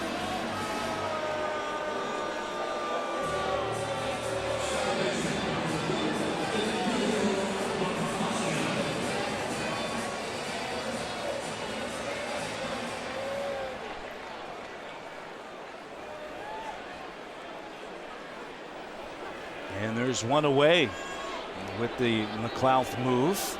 Yeah, good by him by coming up and showing the umpire. What else is the umpire going to do?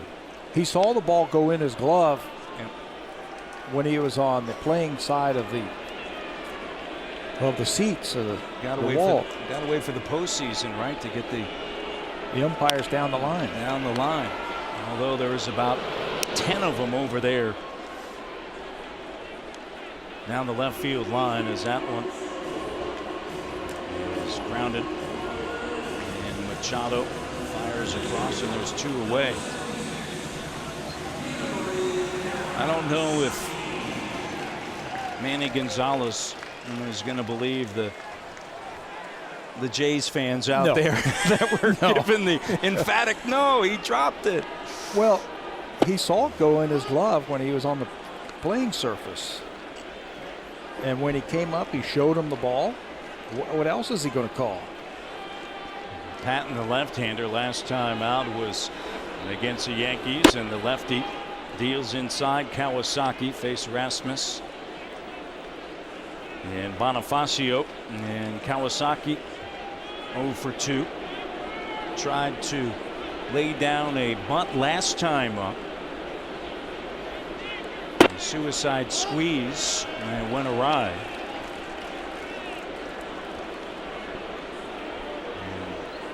Squaring around to bunt. You want to get that bat at that 45-degree angle so you get that ball down on the ground. Here's a strike.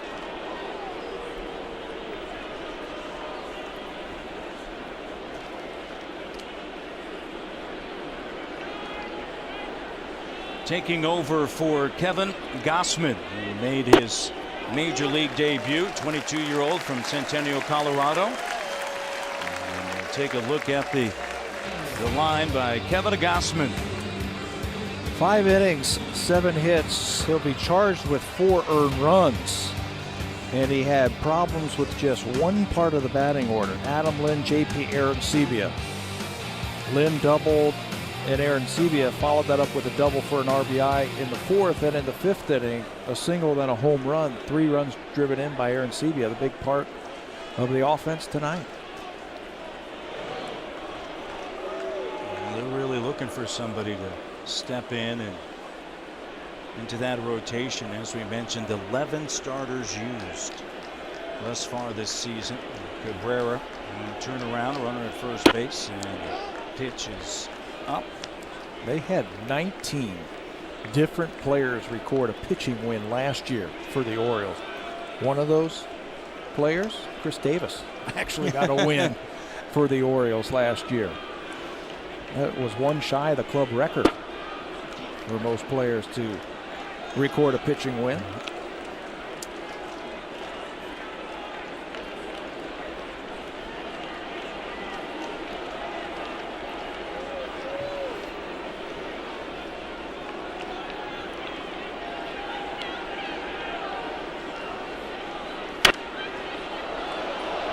Cabrera toward the dugout.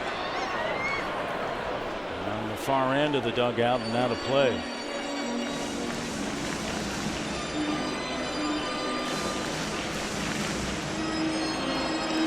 Bottom half of the 6th inning in the Jays. And with a 4-3 lead, and as you mentioned, Pat, Lind and Arencibia doing all the damage in the 4th and the 5th. Kawasaki over at first, and a fastball rides high. And the count now 3 balls and a strike. Well, this is dangerous territory right now for Troy Patton. He got Rasmus Bonifacio pretty quickly, then he walked the number 9 hitter. The 3-1. Cabrera pops it up, foul behind home plate.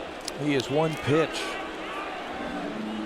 If he loses Melky Cabrera, the hottest hitter on the Blue Jays comes up in Bautista, and Patton's night might be finished. And a right-hander warming up probably for that man right there.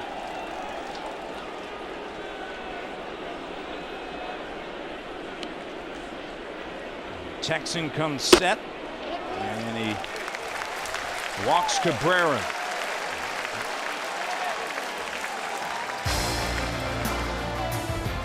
The 2013 Honda CR-V, an IIHS top safety pick. Honda is the official vehicle of the Toronto Blue Jays.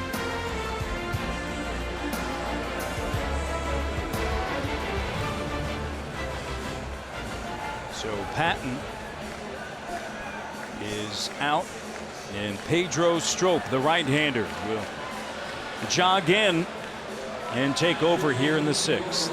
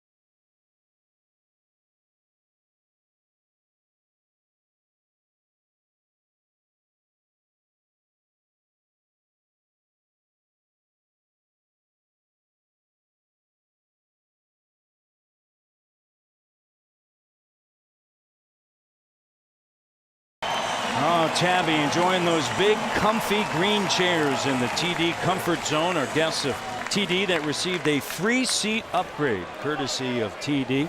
While over in the Jays Care Community Clubhouse, our kids from Monsignor Johnson High School. And welcome to all those students from Monsignor Johnson High School. And Pedro Strobe is on. And a right-hander will work against Bautista. We'll see if Jose has a little bit of magic in the bat. And Buck Showalter needed a better matchup right here.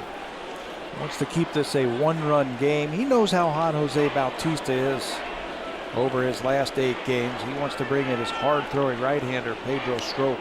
Got a good arm. Strope, runners at first and second. And there's a strike. Kawasaki walked with 2 outs.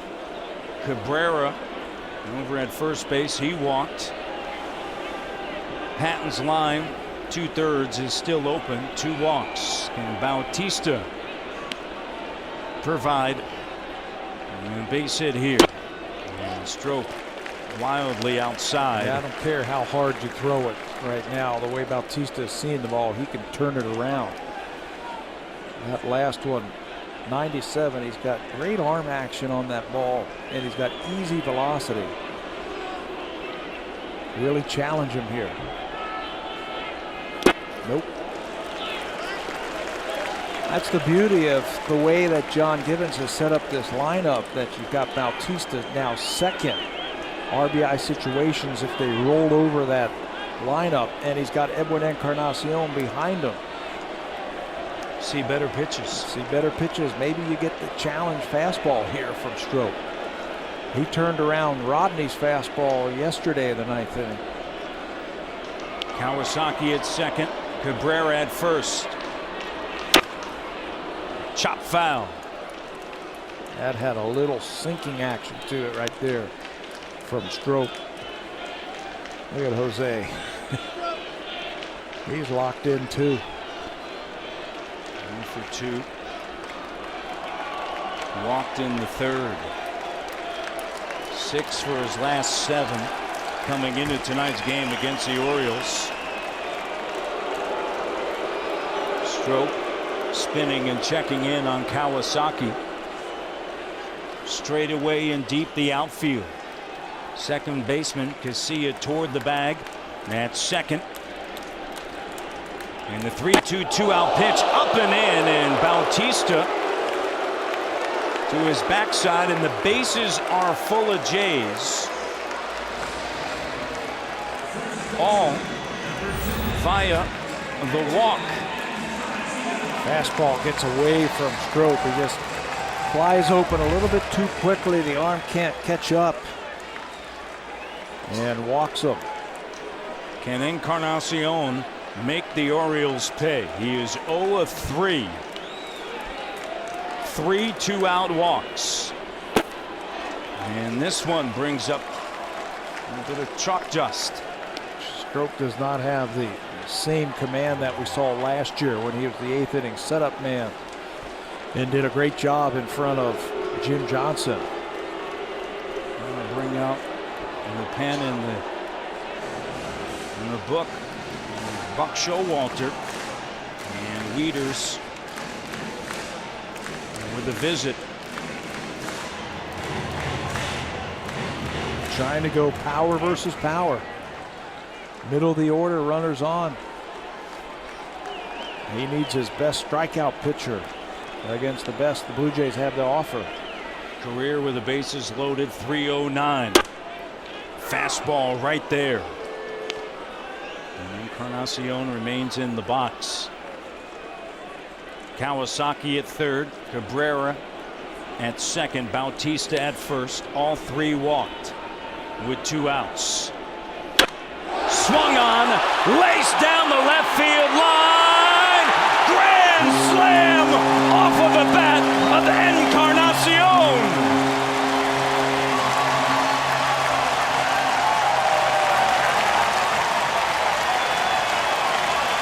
The Blue Jays make them pay with a grand slam off of the bat by Edwin Encarnacion, his 13th home run of the season. 3 consecutive 2-out walks. Boy, that's what I love, these type of matchups in these types of games. Power versus power. Who's going to win? Encarnacion rips that ball down the left field line, and he knows it right off the foul pole. And that one got out of here in about 2 seconds. Can't hit the ball any harder than that. Encarnacion, he's going to watch it. He's got the best seat in the house. That's a home run.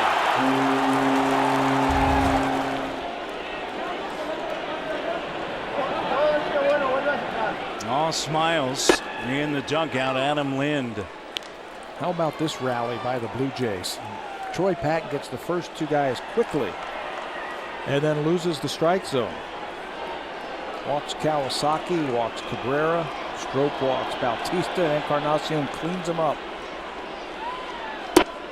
And Lind pitches low. Patton's line is closed. After working 2/3 of an inning, there's 2 walks, 2 runs. Bautista walked and a grand slam. Davis mishandles it. Lind hustling, and he's safe. And with Stroke trying to cover the bag. It's a tough in-between hop by Chris Davis, who's only made 1 error this year. But if he comes up with it initially after the first miss, he gets Lind, but he reached for the ball with his bare hand, bounced off of that, and then Lind's going to beat that out.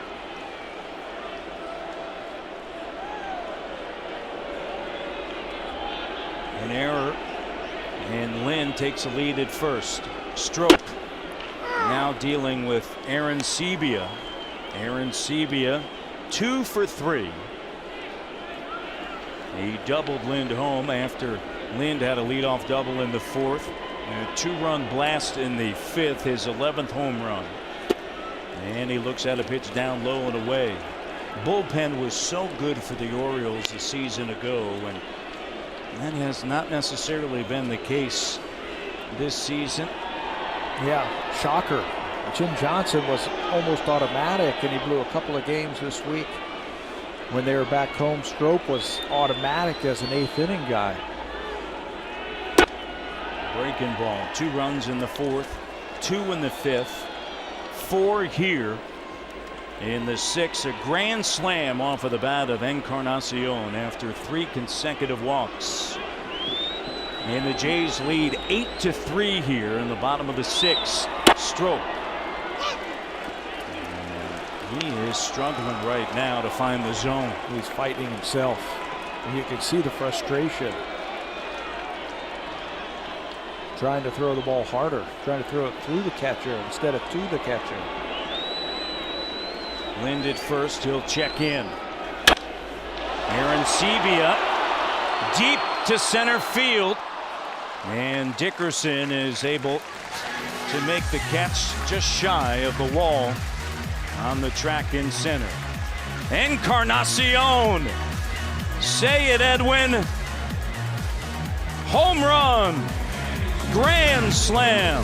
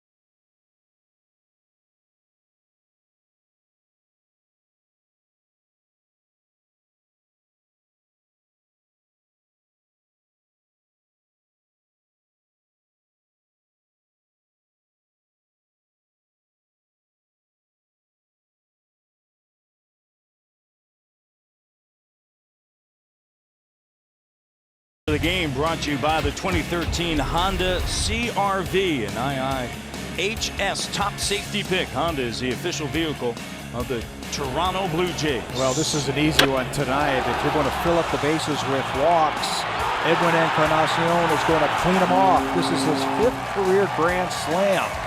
A line drive off the foul pole left field to really blow this game open for Toronto.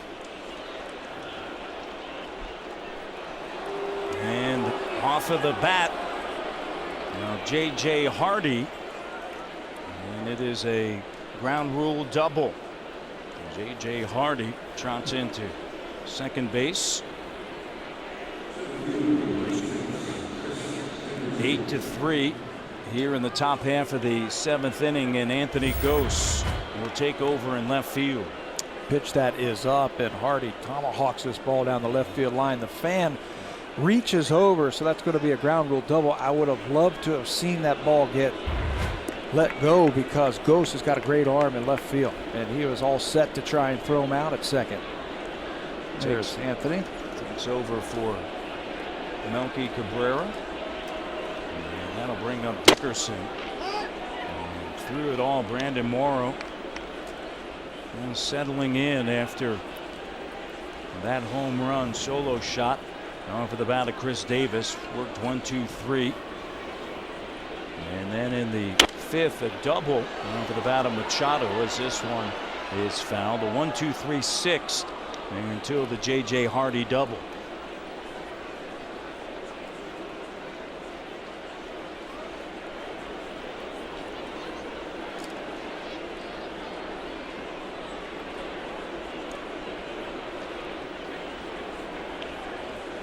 The Jays have won 5 of their last 6 here at home. They've outscored their opponents 45-23 entering tonight's game against Baltimore. And Brett Cecil, the left-hander, getting loosened up in the bullpen. Quickly right after that double by Hardy. That might be for McLeod. It could be Markakis if it gets that far. Hardy at second, and Dickerson swings through the pitch. Yeah, Morrow's been great. He's only thrown 84 pitches so far tonight, and he still looks fresh. His fastball's got some good life to it. His changeup is still really, really good. So is his slider.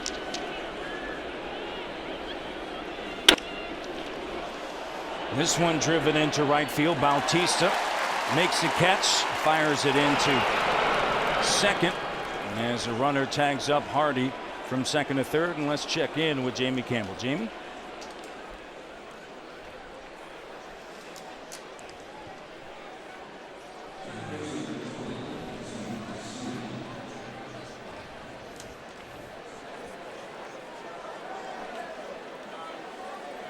How about the Indians? 26-19 atop the AL Central, half game in front of Detroit. Francona's done an excellent job. Boy, he has, really. They've also lost their last 2 games. They lost 2 games on the standings to the Tigers. Garcia drives it into center field, and a sac fly and an RBI. And that would be his first of the season. The second baseman, and it's now 8-4 here in the top half of the 7th. McLeod is the batter. McLeod singled and scored back in the 3rd. He's 1 for 3.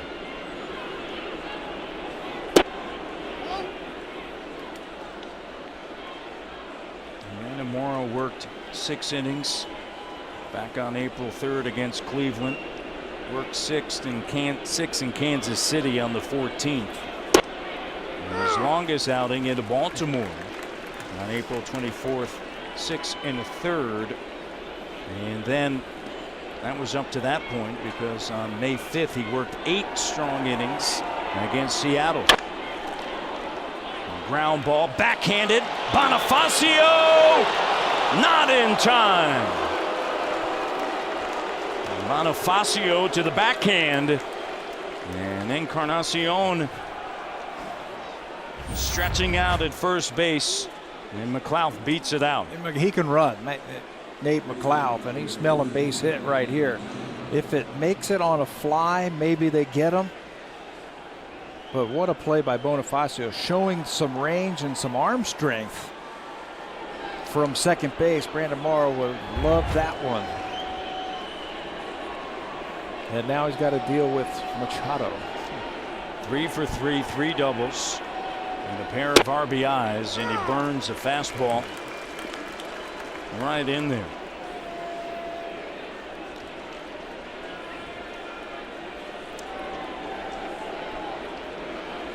Machado awaits. And Morrow checks in at first, and the pitch, chopper. Laurie coming on, off balance throw, and the dig by Encarnacion. And that'll do it for the Orioles here in the top half of the 7th inning. Laurie comes on, fires over to first, and the nice glove work by Encarnacion.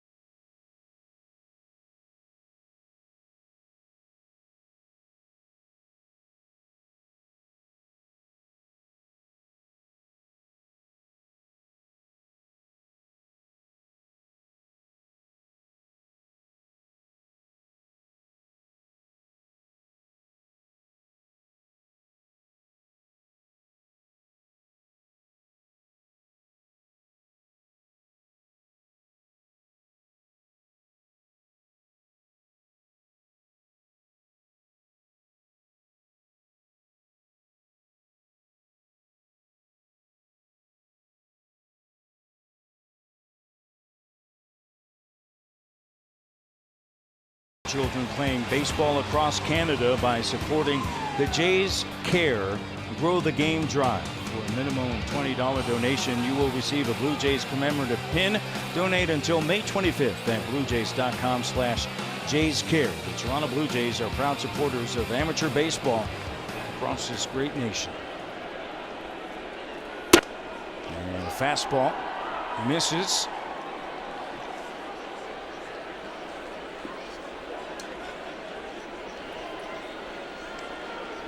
Brett Laurie to lead things off here in the 7th.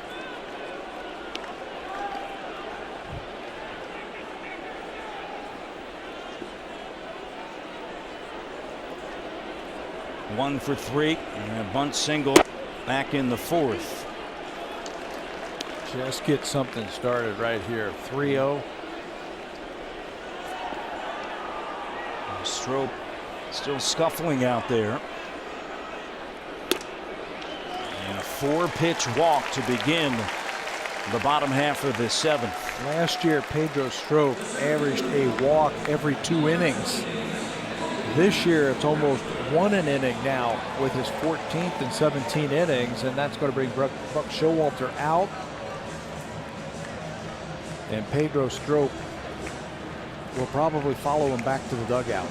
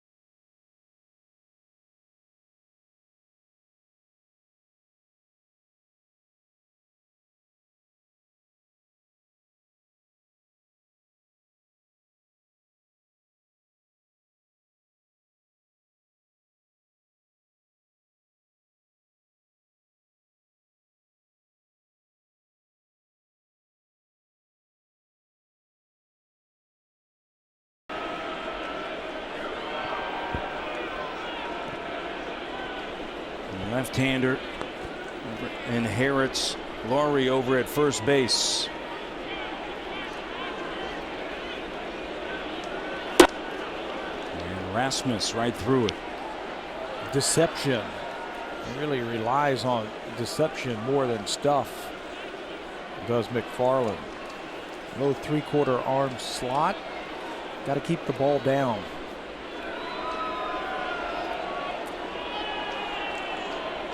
First year in the big leagues. And out of the Cleveland organization.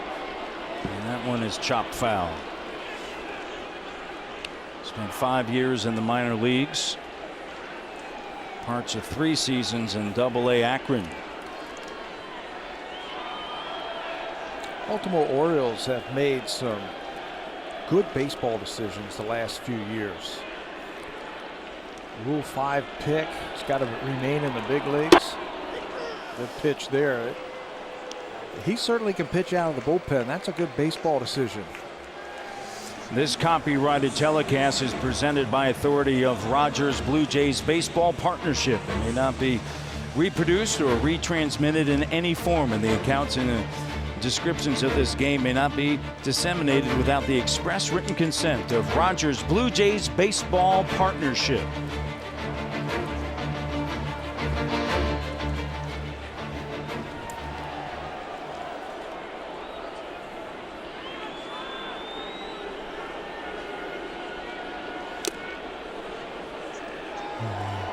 Bonifacio swings and misses. The 23-year-old, the 4th pitcher used by Buck Showalter tonight. And the Blue Jays tonight, excellent job of taking advantage of mistakes. And that one big swing, or really 2 big swings. The Encarnacion home run. Chopper stepping on the second base bag. Casilla, they get a force out, and as that one found its way through McFarland, the pitcher. And Bonifacio safe over at first base on a fielder's choice. He comes up with it, maybe they can turn it, but Bonifacio can really run. Casilla takes it himself. A good aggressive slide right there by Brett Laurie to help break it up. Now you got to roll the dice here and try and get into scoring position. Kawasaki awaits.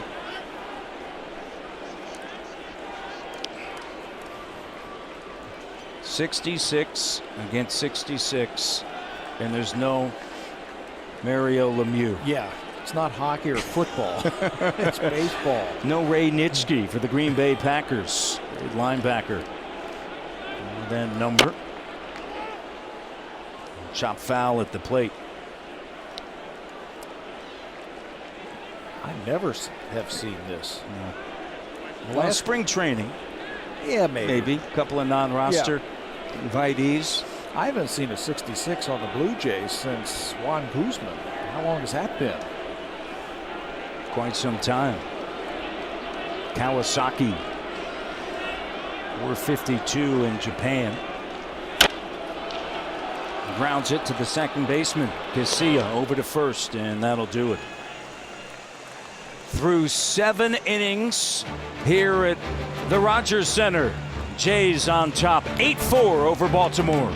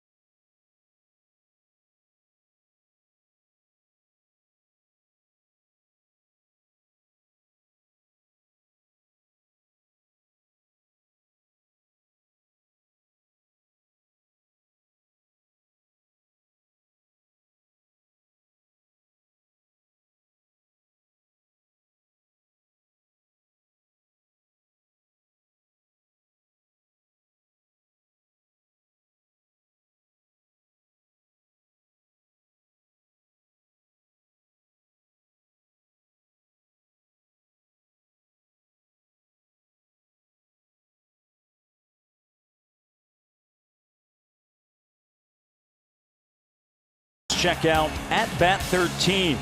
@Bat13 is the #1 source for live baseball. Listen to live audio, follow games pitch by pitch, and enjoy in-game video highlights. The app is available on the iPhone, iPad, iPod Touch, Android, in the BlackBerry Z10.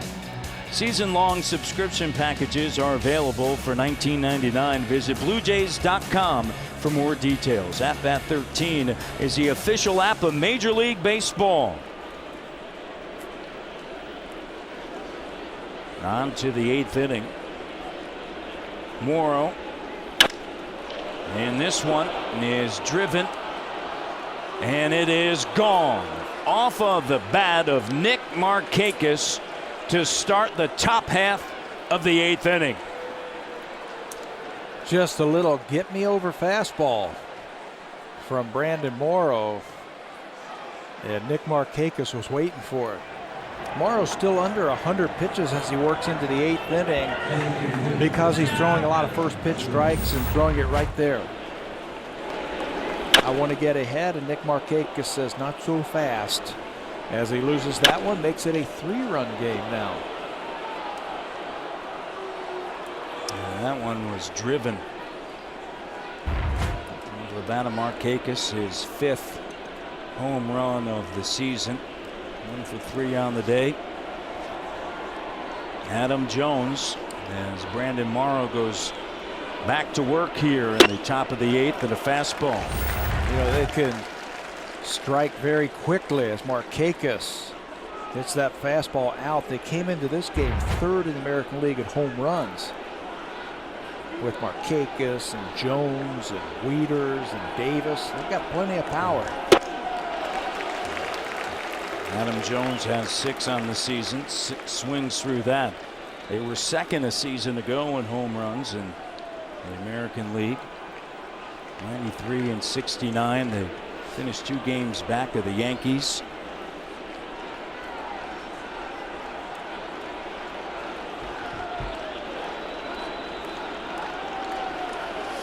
The 0-2. And Jones remains alive.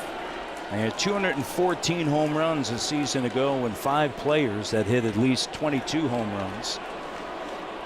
Wieters, Mark Reynolds, who's free agent, signed Cleveland. Adam Jones, J.J. Hardy, Chris Davis.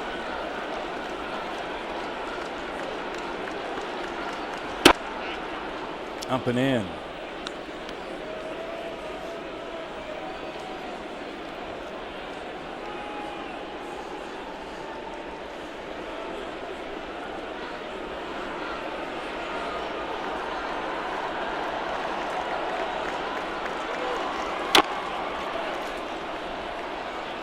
Off the end of the bat.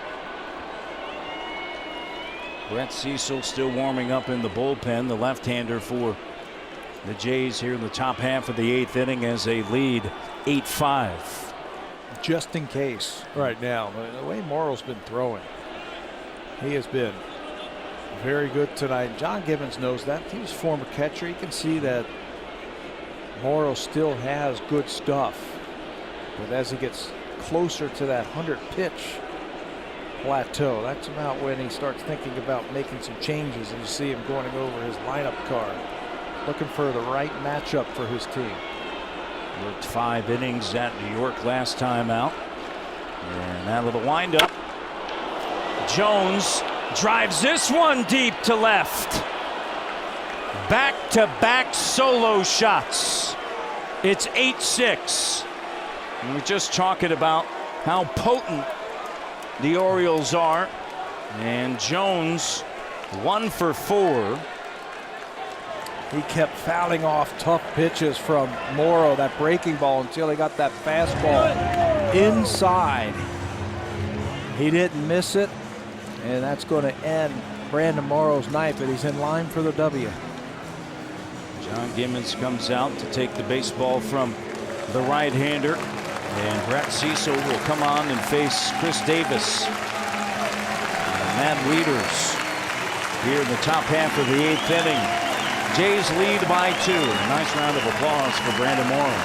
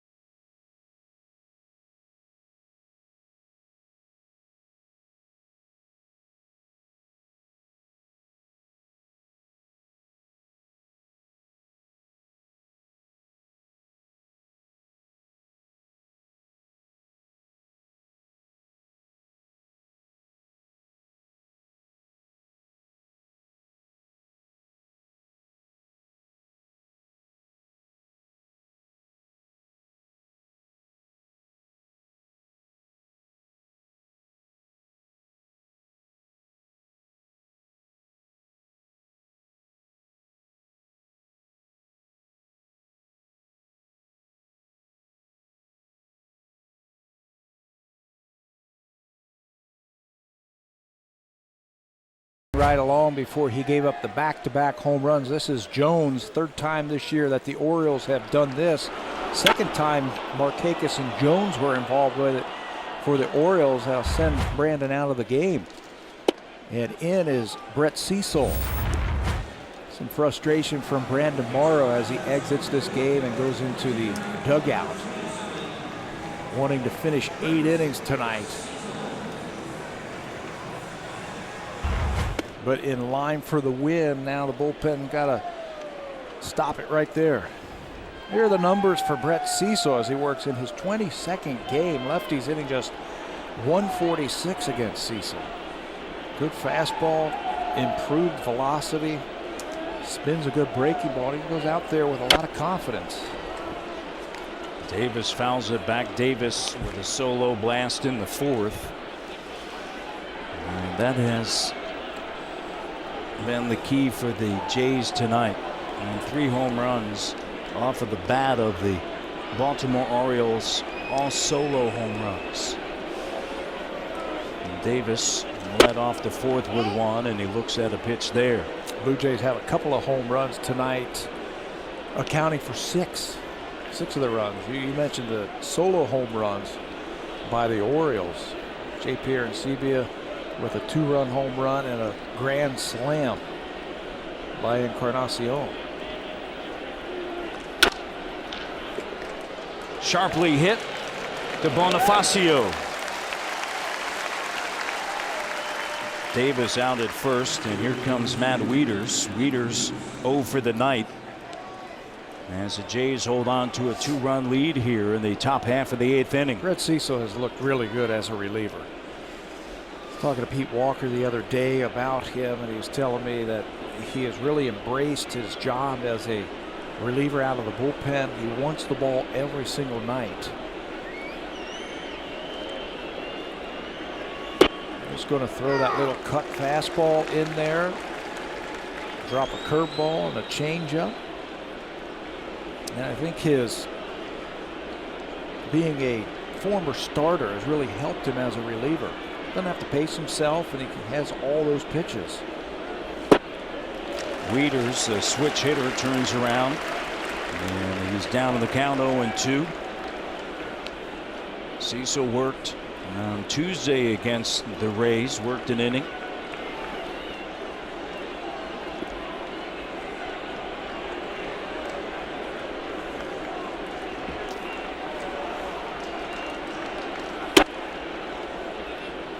Pitch away.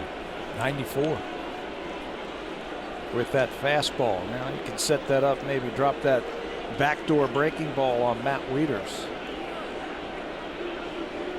A little bit more power for Wieters from the left side. Keep him hitting right-handed. Doesn't have that type of power. He's 0 for 3 from the Left side, swings and misses there. Aaron Sebia scoops it up.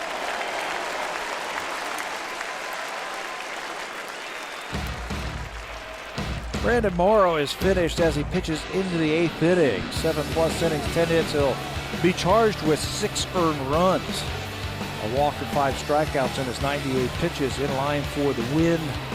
Morrow, I thought he did a really good job in the middle innings of just going through very quickly against the Baltimore Orioles, a very good hitting team.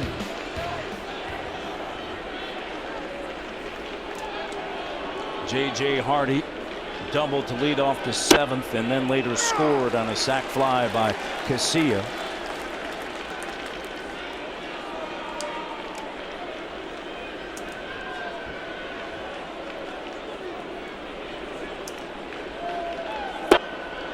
And the breaking ball is down to the right-handed hitter.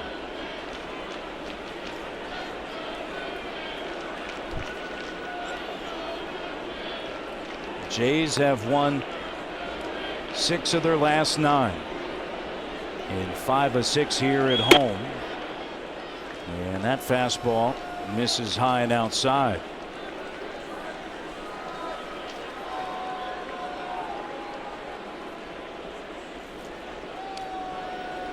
Straight away in the outfield for J.J. Hardy.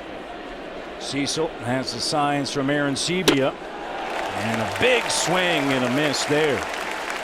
And the count 2-2. 93. And he can go upstairs. Hardy likes the fastball. And he comes up empty right there. That got up on him in a hurry. Breaking ball. High in the air, Bonifacio calling off Bautista, but Bautista has the last word and is able to handle it in shallow right field. Now it's time for a Blue Jay Central update. Here's Jamie Campbell and Greg Zahn in the Blackberry Broadcast Studio. Jamie?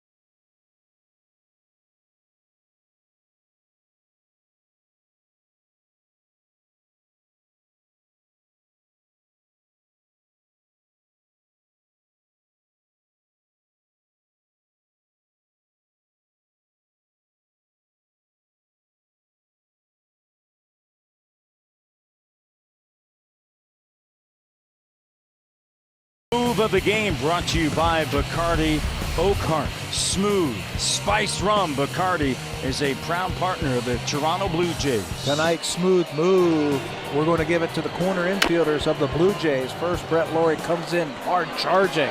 And then on the other end, Edwin Encarnacion smoothly picks that one right out of the dirt to make a nice play to help the Blue Jays defensively.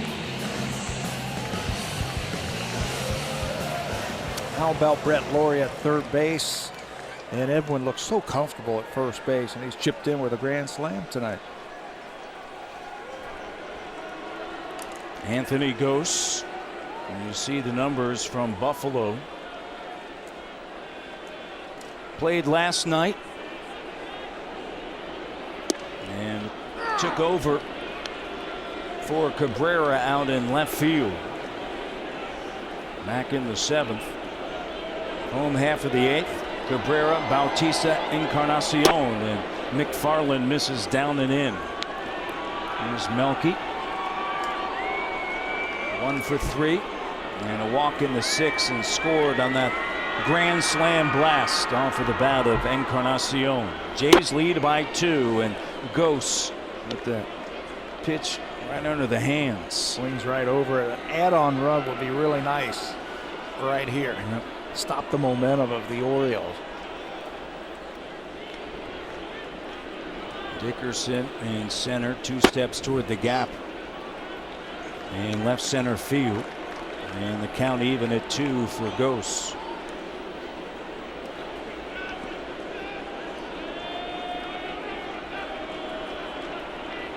McFarland with the 2-2, and the count now runs full. Okay, now they don't want to walk him.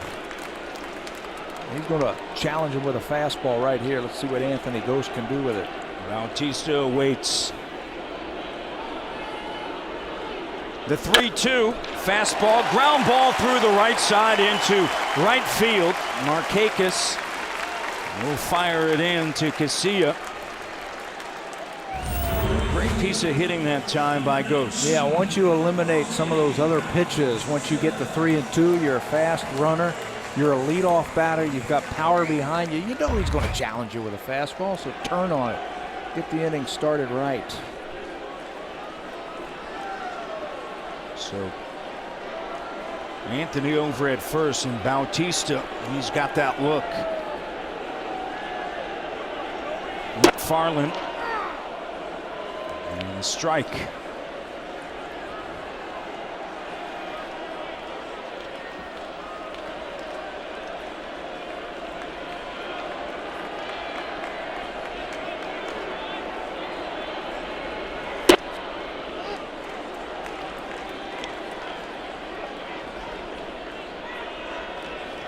Get some speed over there at first base.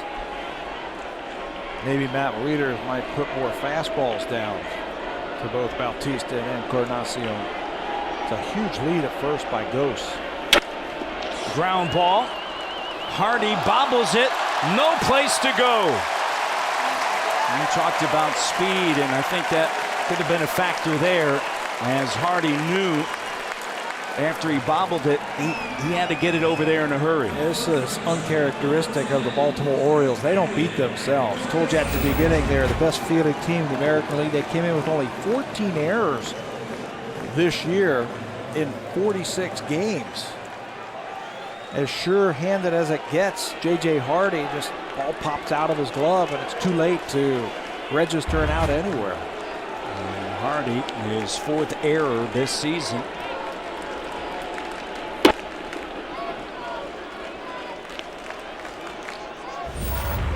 Anthony Ghost with that speed. Look at how aggressive he goes into second.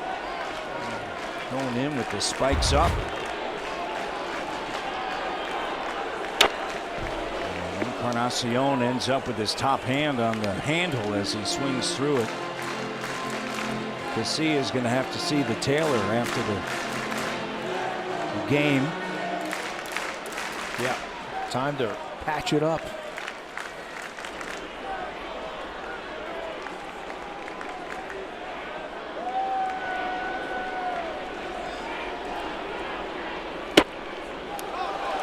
Wieters mishandles it, fires to second. Bautista Ghost is coming home, diving in head first. He is safe at the plate.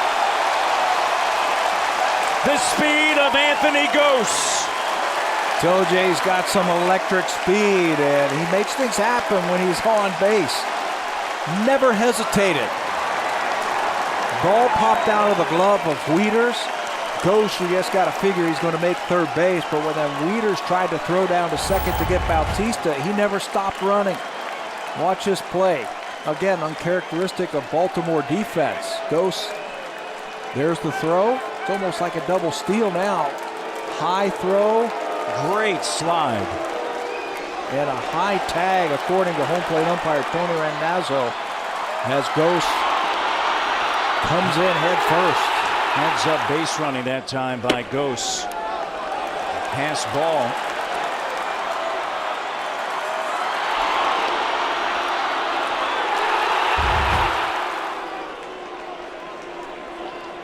stretching out and going for the corner of home plate. Let's watch it one more time at the plate. It's a high throw. If it's down, he's out. And he says safe because he says he got him up high. Left. By 3, the insurance run that you were calling for. Get it back. Another guy out there. Encarnacion with a count of 2-1 after a visit from the pitching coach.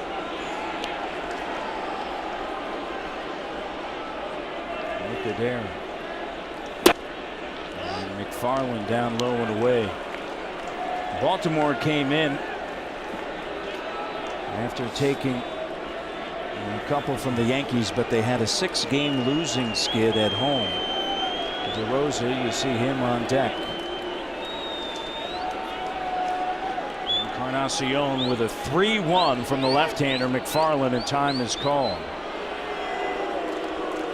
DeRosa.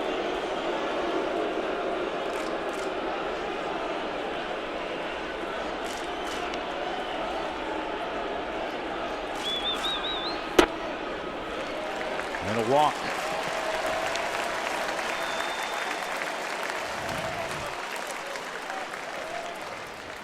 Mark DeRosa, the pinch hitter. He's been busy over there on the bench.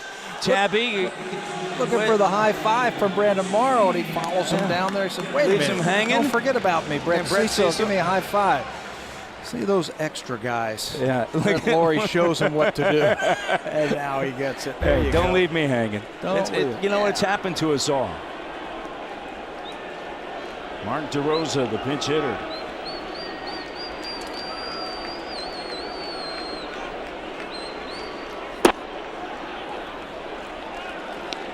McFarland came on for Strope.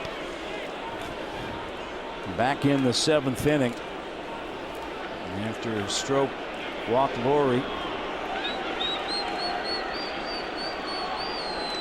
DeRosa, he awaits. Yeah, it looks like Buck Showalter is saying, this is your game right here, TJ. The bullpen got worked a lot by the New York Yankees in that last series. Down by 3 runs in the 8th inning. It's like, okay, I'm going to save some bullets for the rest of this series. 4-game set starting here tonight at Rogers Center. And DeRosa swings through it as McFarland takes something off. Bottom half of the 8th. Jays get that insurance run. Heads up play by Anthony Gose. I don't know how many players the Jays have that ability with that speed on a play like that. Just one, and he's on the DL. He just got his foot out of a cast. Jose Reyes, I think, is that type of player also. That exciting and that electric. McFarland misses down and in. And the bullpen has not been kind to Buck Showalter. There's Reyes.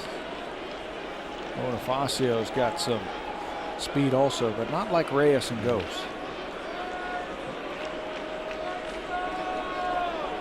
You sorely miss him at the top of the order. And Gose heads up play as DeRosa fouls one off. Rajay Davis has that type of speed also. I mean, he makes things happen whenever he will get on base. And since he has been on the disabled list, that's one part of the offense that the Jays have been missing. And I think that's why Anthony Gose is here. They needed someone to play some defense because of Melky Cabrera's leg problem. They needed a pinch runner in all these close games late. Puts a lot of pressure on the defense. And a walk. Back-to-back walks here in the 8th.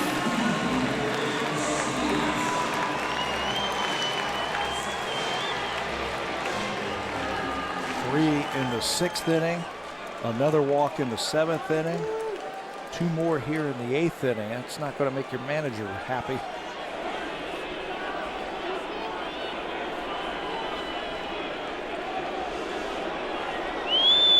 Sebia. He looks at a fastball. And Sebia flew out to center in the second. Double and an RBI, scoring Lind in the fourth. His 11th home run in the fifth, and flew out to end the sixth. Chopped to Machado. Machado fires over to first base.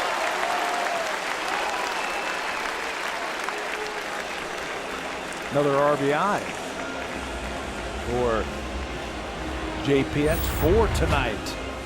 Machado playing a little bit deeper, respecting Aaron Sebia. How about that play? That last bounce. Took a nice wicked hop on him, but he stayed right with it.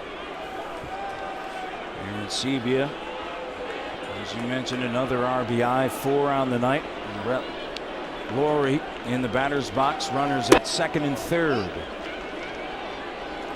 Casey Jansen was up warming just in case it was a save situation. As soon as that run crossed the plate, he sat down. A couple more out there for Brett Lawrie. Infield, playing a little bit in, see if they have a play at the plate. There's just one away. A bunt single for Lawrie. McFarland with one away and in a jam here as Toronto has played at 10. Swung on, and a broken bat screamer into left field and an RBI as Encarnacion scores.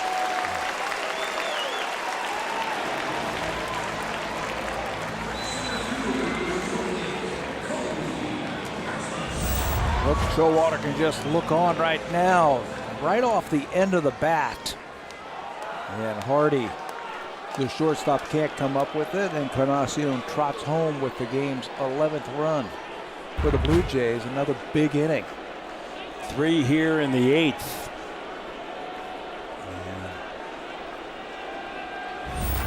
Lawrie. There it is, right off the end of the bat. That's not going to be good for your bat.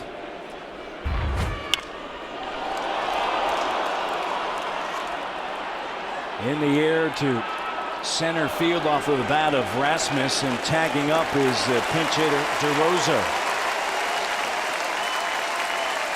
RBI for Rasmus.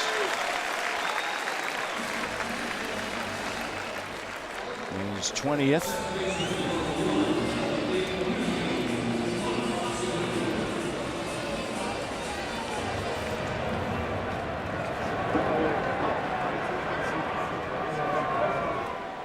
Two away here in the 8th. 4 runs for the Blue Jays.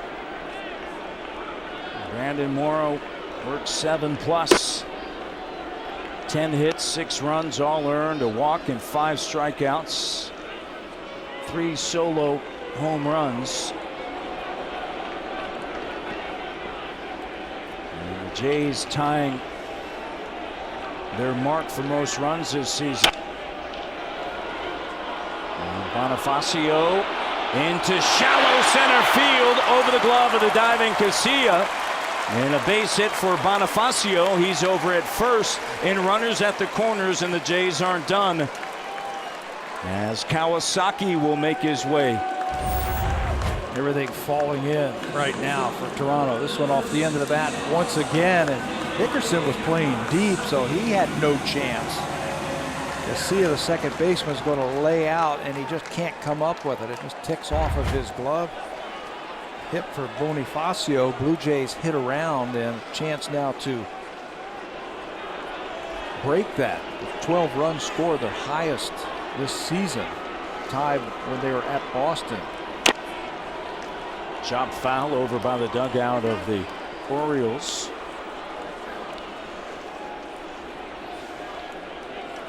The key number tonight, Blue Jays 4 of 7 with runners in scoring position. Had some big home runs.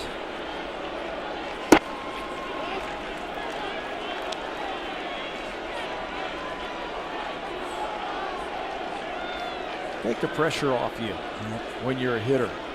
When you've got these type of leads, you just go up there. You don't have to grind it out. Just see it and hit it.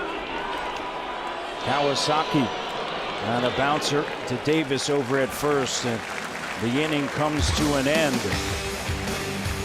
Anthony Gose putting some pressure on the Orioles as he scores on a pass ball.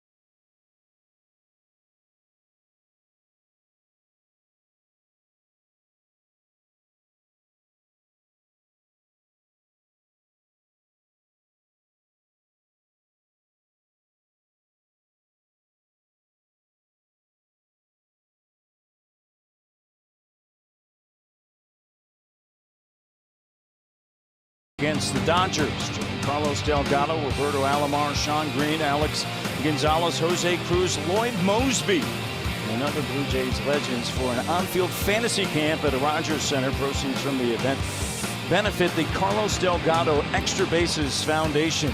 Learn more at bluejays.com/Delgado. Right-hander Brad Lincoln comes on to work. There are his numbers for Lincoln as he becomes the third pitcher of the night for the Blue Jays. Morrow, Cecil, now Lincoln last worked on the 14th against San Francisco. Fastball, good fastball, spins a good breaking ball, and he's a little bit better command. He has walked at least one batter in every one of his appearances this year. Dickerson to lead things off here in the top half of the ninth inning. Blue Jays lead by 6. The pitch from Lincoln down and in.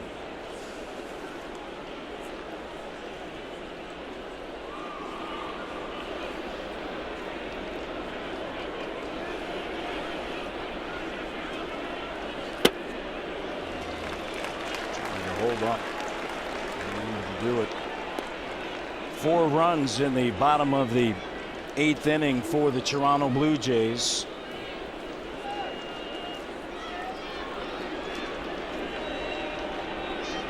Taking advantage of walks, error, pass ball, and strikeout looking right there. Now for a preview of what's coming up on Connected, here's Ken Reed and Ivanka Osmak.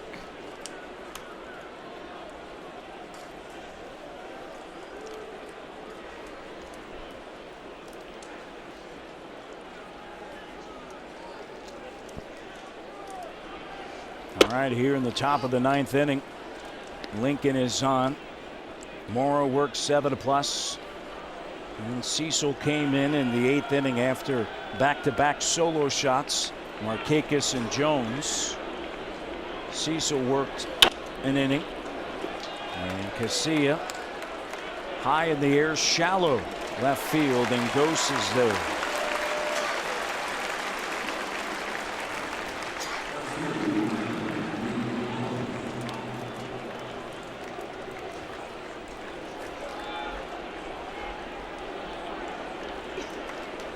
Nate McLouth.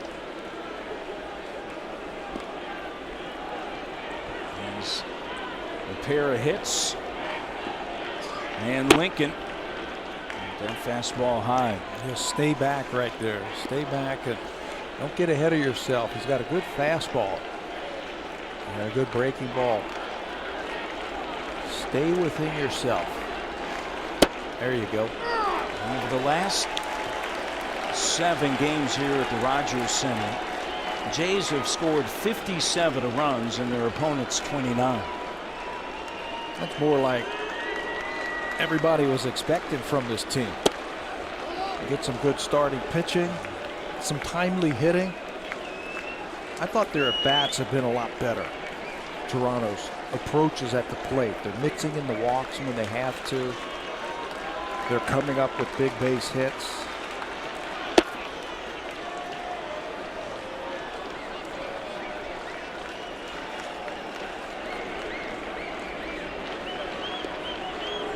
Aaron Sebia, great approach tonight at the plate.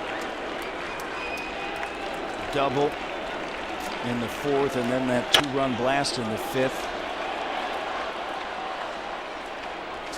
4 RBIs. Foul ball. Shows you that you put the work in. And both he and Brett Laurie have put some work in the last couple of days with hitting coach Chad Mottola. It's going to pay off for you. And it's paid off for him tonight. 3 balls, 2 strikes, 2 outs. Lincoln. And it's fouled off. McLouth remains alive.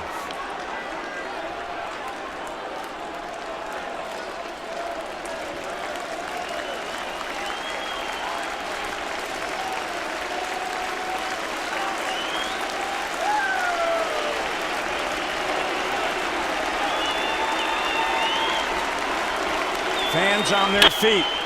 McLouth gives it a ride into center field, going back just shy of the track.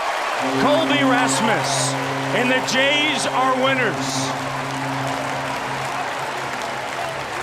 Well, they get a good pitched ball game from their starter. Anytime you do that, this team can hit and get you a lot of runs. But Brandon Marr, I thought, was outstanding getting into the 8th inning. He and J.P. Arencibia worked really well together tonight. Bautista keeps on swinging it, and then the home runs come through again. The big blow, I thought, was Encarnacion's. That gave them a little breathing room tonight. Jays have won 6 of 7 here at home, and they win it tonight. Game 1 of a 4-game set against Baltimore, 12-6. Brandon Morrow gets the win. Time for Connected with Ken Reed and Ivanka Osmat.